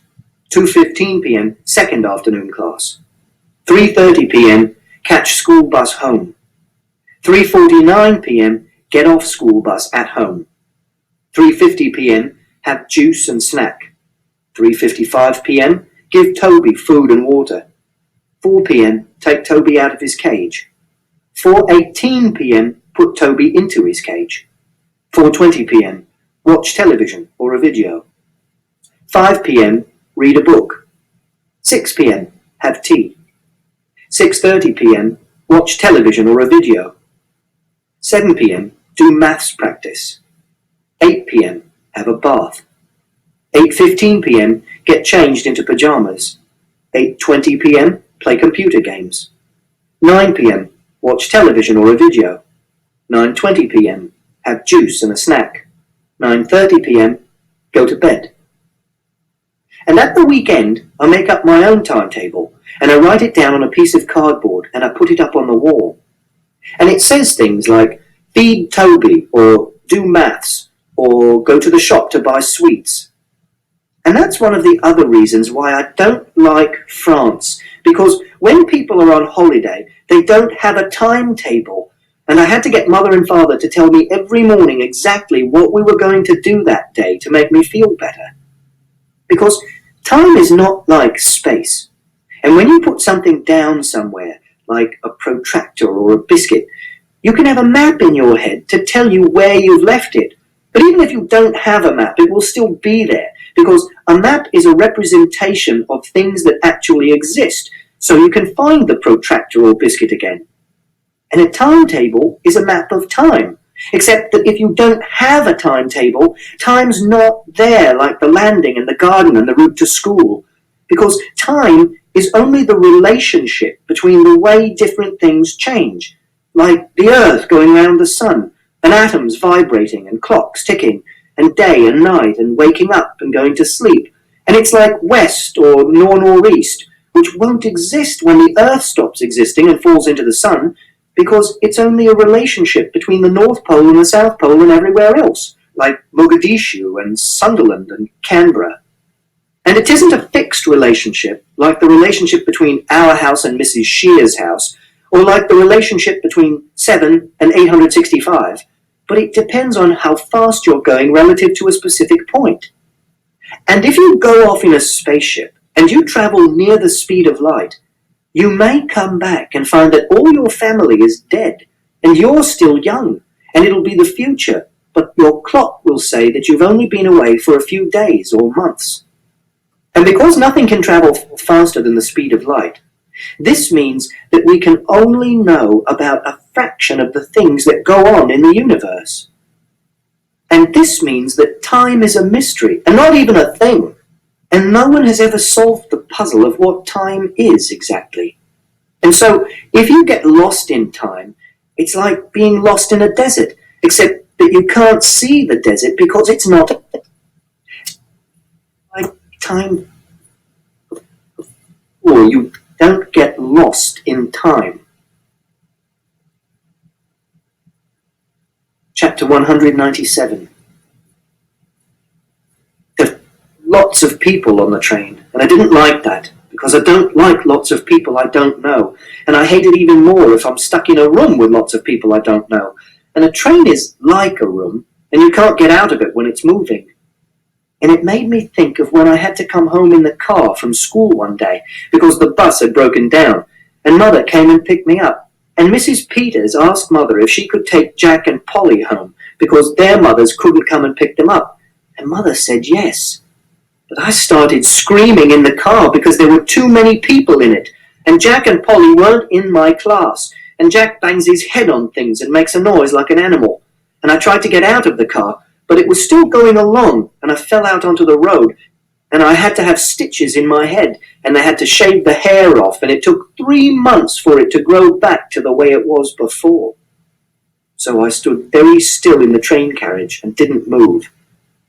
And then I heard someone say, "Christopher." And I thought it would be someone I knew, like a teacher from school, or one of the people who live in our street, but it wasn't. It was the policeman again. And he said, "Caught you just in time." And he was breathing really loud and holding his knees. And I didn't say anything. And he said, "We've got your father at the police station." And I thought he was going to say that they had arrested Father for killing Wellington, but he didn't. He said, "He's looking for you." And I said, "I know."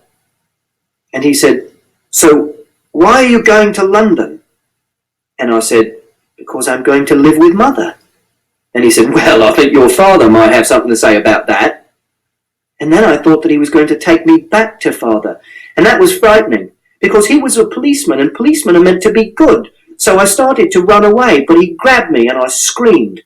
And then he let go. And he said, "Okay, let's not get overexcited here."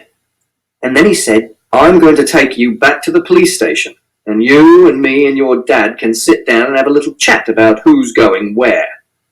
And I said, "I'm going to live with Mother in London." And he said, "Not just yet, you're not." And I said, "Have you arrested Father?" And he said, "Arrested him? What for?" And I said, "He killed a dog with a garden fork. The dog was called Wellington." And the policeman said, "Did he now?" And I said, "Yes, he did." And he said, "Well, we can talk about that as well." And then he said, "Right, young man, I think you've done enough adventuring for one day." And then he reached out to touch me again, and I started to scream again, and he said, "Now listen, you little monkey, you can either do what I say, or I'm going to have to make..." And then the train jiggled, and it began to move. And then the policeman said, "Shitting fuck." And then he looked at the ceiling of the train, and he put his hands together in front of his mouth, like people do when they're praying to God in heaven. And he breathed really loudly into his hands, and he made a whistling noise. And then he stopped, because the train jiggled again, and he had to grab hold of one of the straps which was hanging from the ceiling. And then he said, "Don't move." And then he took out his walkie-talkie and pressed a button and said, "Rob?" "Yeah, it's Nigel." "I'm stuck on the bloody train." "Yeah, don't even... Look, it stops at Didcot Parkway. So if you can get someone to meet me with a car..." "Cheers. Tell his old man we've got him, but it's going to take a while, okay?" "Great." And then he clicked his walkie-talkie off, and he said, "Let's get ourselves a seat." And he pointed to 2 long seats nearby, which faced each other, and he said, "Park yourself, and no monkey business." And the people who were sitting on the seats got up and walked away because he was a policeman. And we sat down facing one another. And he said, "You're a bloody handful, you are, jeez." And I wondered whether the policeman would help me find 451C Chapter Road, London, NW25NG.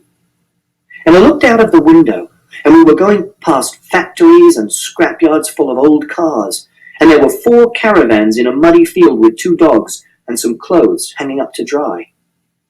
And outside the window was like a map, except that it was in 3 dimensions and it was life-size, because it was the thing it was a map of.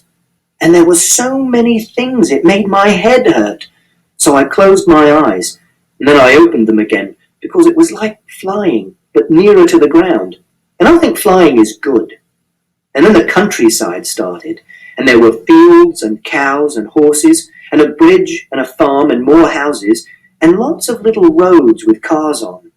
And that made me think that there must be millions of miles of train track in the world, and they all go past houses and roads and rivers and fields.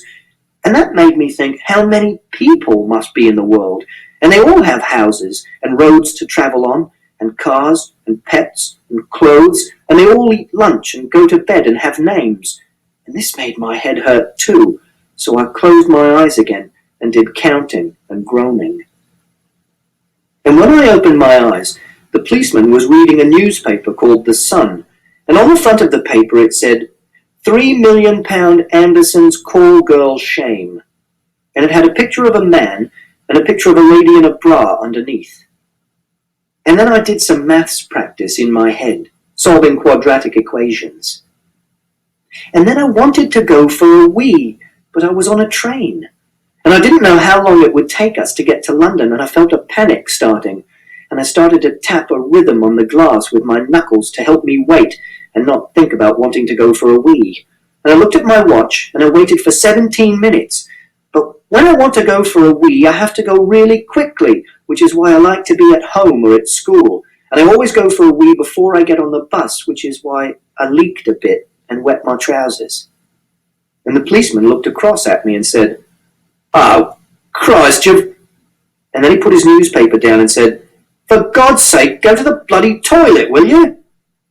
And I said, "But I'm on a train." And he said, "They do have toilets on trains, you know." And I said, "Where is the toilet on the train?" And he pointed and said, "Through those doors there. But I'll be keeping an eye on you, understand?" And I said, "No," because I knew what keeping an eye on someone meant, but he couldn't look at me when I was in the toilet. And he said, "Just go to the bloody toilet." So I got up out of my seat, and I closed my eyes so that my eyelids were just little slits so I couldn't see the other people on the train. And I walked to the door, and when I got through the door, there was another door on the right, and it was half open, and it said toilet on it, so I went inside. And it was horrible inside, because there was poo on the seat of the toilet, and it smelt of poo, like the toilet at school when Joseph has been for a poo on his own because he plays with it. And I didn't want to use the toilet because of the poo, which was the poo of people I didn't know, and brown, but I had to because I really wanted to wee.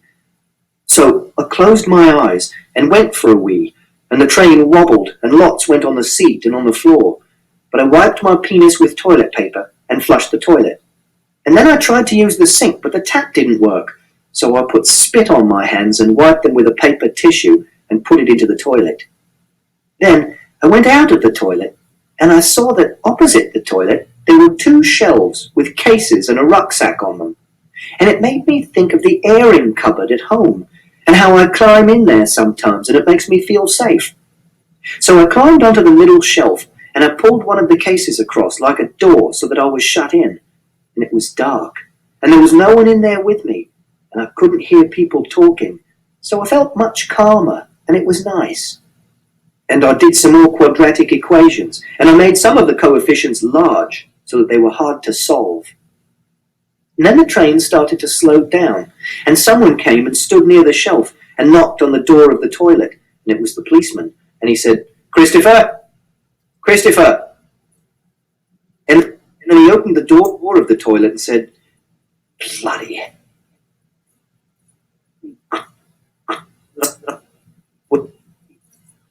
on it.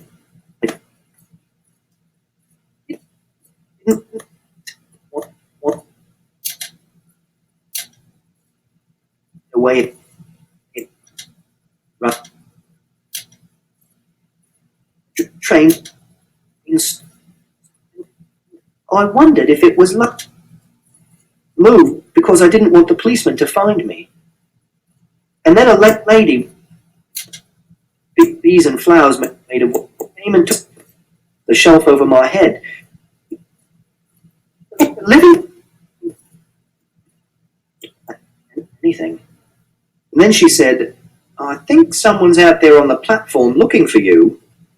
But I carried on, not saying anything. And she said, well, it's your lookout. And she went away. And then 3 other people walked past, and one of them was a black man in a long white dress, and he put a big parcel on the shelf above my head, but he didn't see me. And then the train started going again. Chapter 199. People believe in God because the world is very complicated, and they think it's very unlikely that anything as complicated as a flying squirrel or the human eye or a brain could happen by chance. But they should think logically, and if they thought logically, they'd see that they can only ask this question because it's already happened and they exist. And there are billions of planets where there is no life, but there's no one on those planets with brains to notice. And it's like if everyone in the world was tossing coins, eventually someone would get 5,698 heads in a row, and they'd think they were very special. But they wouldn't be, because there would be millions of people who didn't get 5,698 heads. And there's life on Earth because of an accident. But it's a very special kind of accident. And for this accident to happen in this special way, there have to be 3 conditions. And these are: 1. Things have to make copies of themselves. This is called replication. 2. They have to make small mistakes when they do this. This is called mutation. 3. These mistakes have to be the same in their copies. This is called heritability. And these conditions are very rare, but they are possible, and they cause life. And it just happens. But it doesn't have to end up with rhinoceroses and human beings and whales. It could end up with anything. And, for example, some people say, how can an eye happen by accident? Because an eye has to evolve from something else very like an eye, and it doesn't just happen because of a genetic mistake. And what is the use of half an eye? But half an eye is very useful, because half an eye means that an animal can see half of an animal that wants to eat it and get out of the way, and it'll eat the animal that only has a third of an eye, or 49% of an eye instead, because it hasn't got out of the way quick enough, and the animal that is eaten won't have babies because it's dead. And people who believe in God think God has put human beings on the earth, because they think human beings are the best animal, but human beings are just an animal, and they'll evolve into another animal. And that animal will be cleverer, and it will put human beings into a zoo, like we put chimpanzees and gorillas into a zoo. Or human beings will all catch a disease and die out, or they will make too much pollution and kill themselves. And then there will only be insects in the world, and they will be the best animal. Chapter 211. Then I wondered whether I should have got off the train, because it had just stopped at London, and I was scared, because if the train went anywhere else, it would be somewhere where I didn't know anybody. And then somebody went to the toilet, and then they came out again, but they didn't see me, and I could smell their poo, and it was different from the smell of the poo that I smelt in the toilet when I went in there. And then I closed my eyes, and I did some more maths puzzles, so I didn't think about where I was going. And then the train stopped again, and I thought about getting off the shelf and going to get my bag and get off the train. But I didn't want to be found by the policeman and be taken to father, so I stayed on the shelf and didn't move, and no one saw me this time. And then I remembered that there was a map on the wall of one of the classrooms at school, and it was a map of England and Scotland and Wales, and it showed you where all the towns were, and I pictured it in my head with Swindon and London on it. And I'd been looking at my watch since the train had started at 12:59 p.m, and the first stop had been at 1:16 p.m, which was 17 minutes later, and it was now 1:39 p.m, which was 23 minutes after the stop, which meant that we'd be at the sea if the train didn't go in a big curve. But I didn't know if it went in a big curve. And then there were another 4 stops, and 4 people came and took bags away from the shelves, and 2 people put bags on the shelves, but no one moved the big suitcase that was in front of me, and only one person saw me, and they said, "You are fucking weird, mate." And that was a man in a suit. And 6 people went to the toilet, but they didn't do poos that I could smell, which was good. And then the train stopped, and a lady with a yellow waterproof coat came and took the big suitcase away, and she said, "Have you touched this?" And I said, "Yes." And then she went away. And then a man stood next to the shelf, and he said, "Come and look at this, Barry. They've got like a train elf." And another man came and stood next to him and said, "Well, we have both been drinking." And the first man said, "Perhaps we should feed him some nuts." And the second man said, "You're the one who's bloody nuts." And the first one said, "Come on, shift it, you daft cunt. I need more beers before I sober up." And then they went away. And then the train was really quiet, and it didn't move again, and I couldn't hear anyone. So I decided to get off the shelf and go and get my bag and see if the policeman was still sitting in his seat. So I got off the shelf and I looked through the door, but the policeman wasn't there. And my bag had gone as well, which had Toby's food in it, and my maths books, and my clean pants and vest and shirt, and the orange juice and the milk and the clementines, and the custard creams and the baked beans. And then I heard the sound of feet, and I turned round, and it was another policeman, not the one who was on the train before, and I could see him through the door in the next carriage, and he was looking under the seats. And I decided that I didn't like policemen so much anymore, so I got off the train. And when I saw how big the room was that the train was in, and I heard how noisy and echoey it was, I had to kneel down on the ground for a bit because I thought I was going to fall over. And when I was kneeling on the ground, I worked out which way to walk, and I decided to walk in the direction the train was going when it came into the station, because if this was the last stop, that was the direction London was in.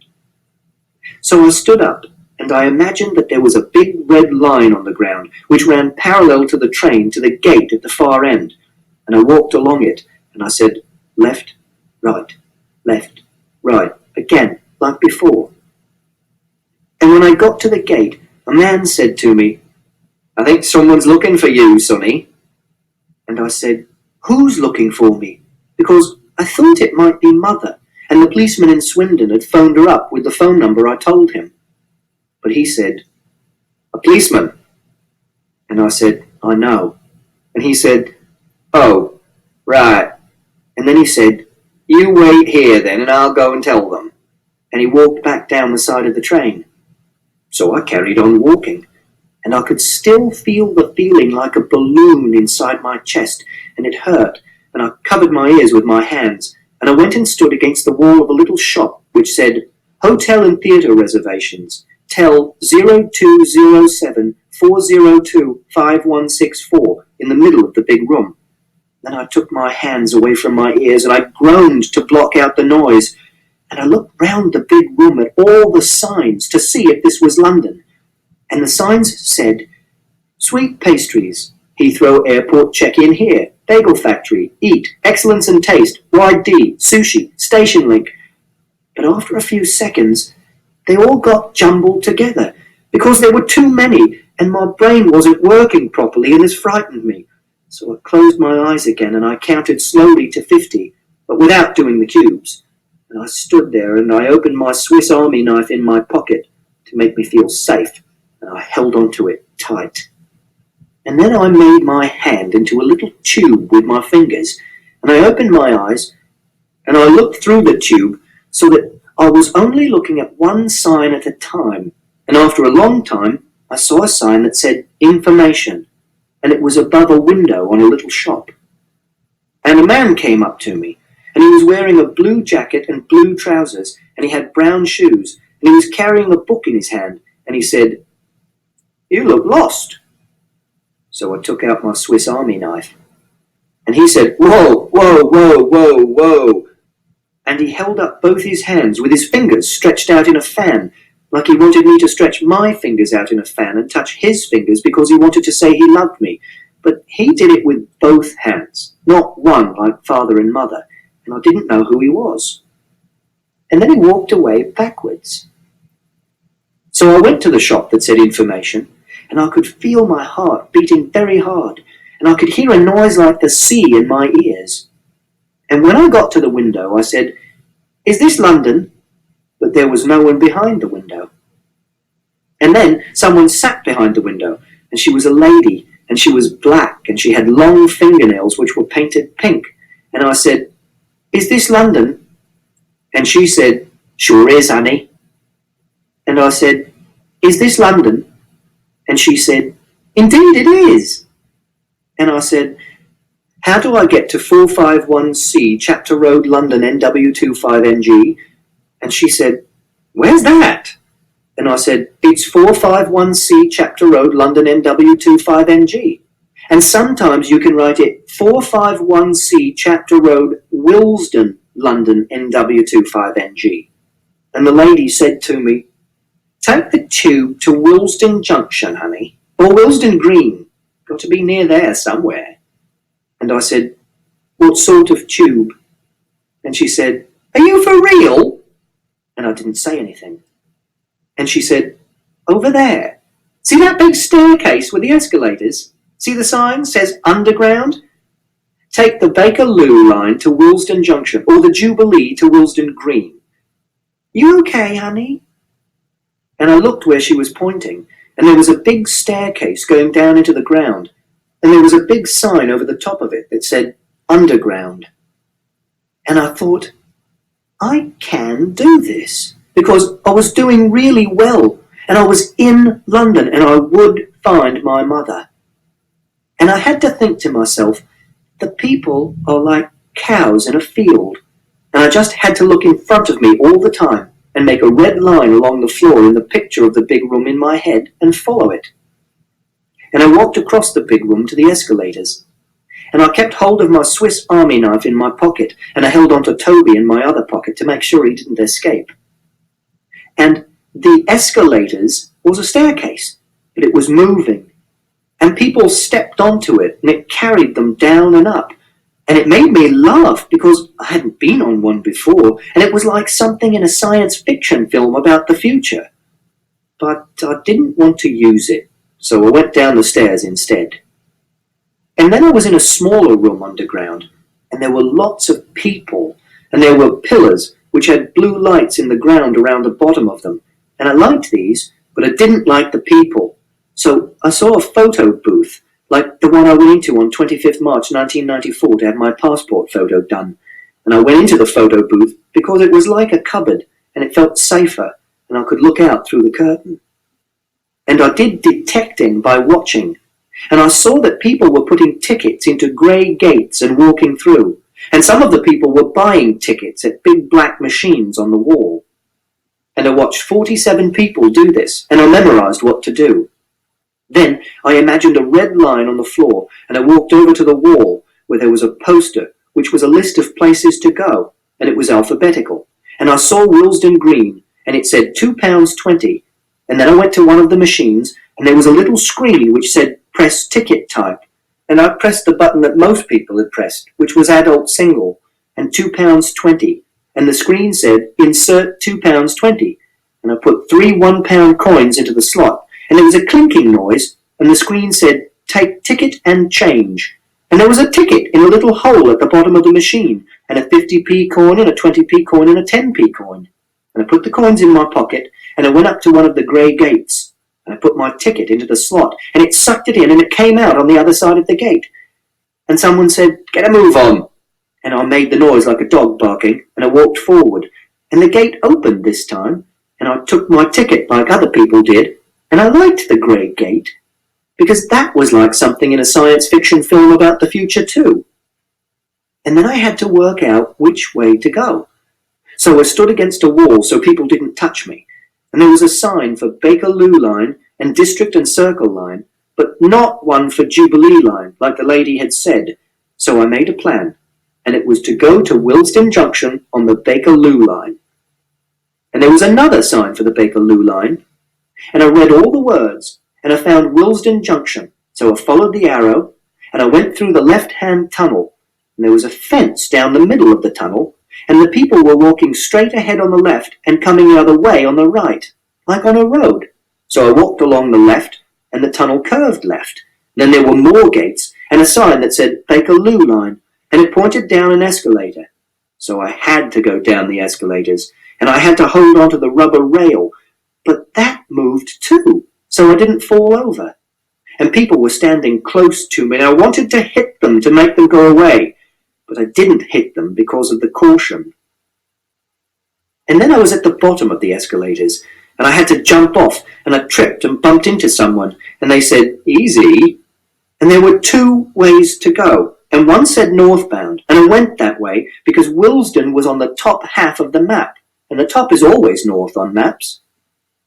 And then I was in another train station, but it was tiny, and it was in a tunnel, and there was only one track, and the walls were curved, and they were covered in big adverts, and they said, "Way Out," and "London's Transport Museum," and "Take time out to regret your career choice," and "Jamaica," and "British Rail," and "No smoking," and "Be moved," and "Be moved," and "Be moved," and "For stations beyond Queen's Park, take the first train and change at Queen's Park if necessary," and "Hammersmith and City Line," and "You're closer than my family ever gets."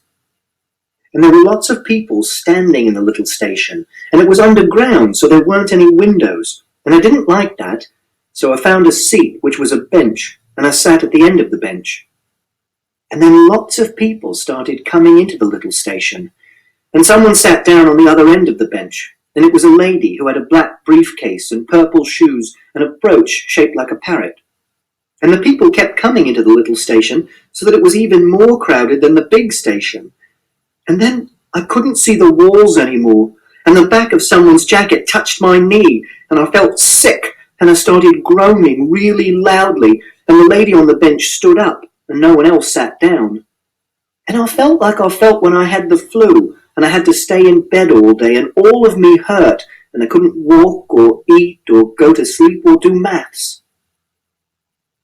And then there was a sound like people fighting with swords, and I could feel a strong wind, and a roaring started, and I closed my eyes, and the roaring got louder, and I groaned really loudly, but I couldn't block it out of my ears, and I thought the little station was going to collapse, or there was a big fire somewhere, and I was going to die. And then the roaring turned into a clattering and a squealing, and it got slowly quieter, and then it stopped, and I kept my eyes closed because I felt safer not seeing what was happening. And then I could hear people moving again because it was quieter, and I opened my eyes. I couldn't see anything at first because there were too many people, and then I saw that they were getting onto a train that wasn't there before, and it was the train which was the roaring, and there was sweat running down my face from under my hair, and I was moaning, not groaning, but different, like a dog when it's hurt its paw, and I heard the sound, but I didn't realise it was me at first. And then the train doors closed, and the train started moving, and it roared again, but not as loud this time, and 5 carriages went past, and it went into the tunnel at the end of the little station, and it was quiet again, and the people were all walking into the tunnels that went out of the little station. And I was shaking, and I wanted to be back at home, and then I realised I couldn't be at home because Father was there, and he told a lie, and he killed Wellington, which meant that it wasn't my home anymore. My home was 451C Chapter Road, London, NW25NG, and it scared me. Having a wrong thought, like, I wish I was back at home again, because it meant my mind wasn't working properly. And then more people came into the little station, and it became fuller, and then the roaring began again, and I closed my eyes and I sweated and felt sick, and I felt the feeling like a balloon inside my chest, and it was so big I found it hard to breathe. And then the people went away on the train, and the little station was empty again. And then it filled up with people, and another train came with the same roaring.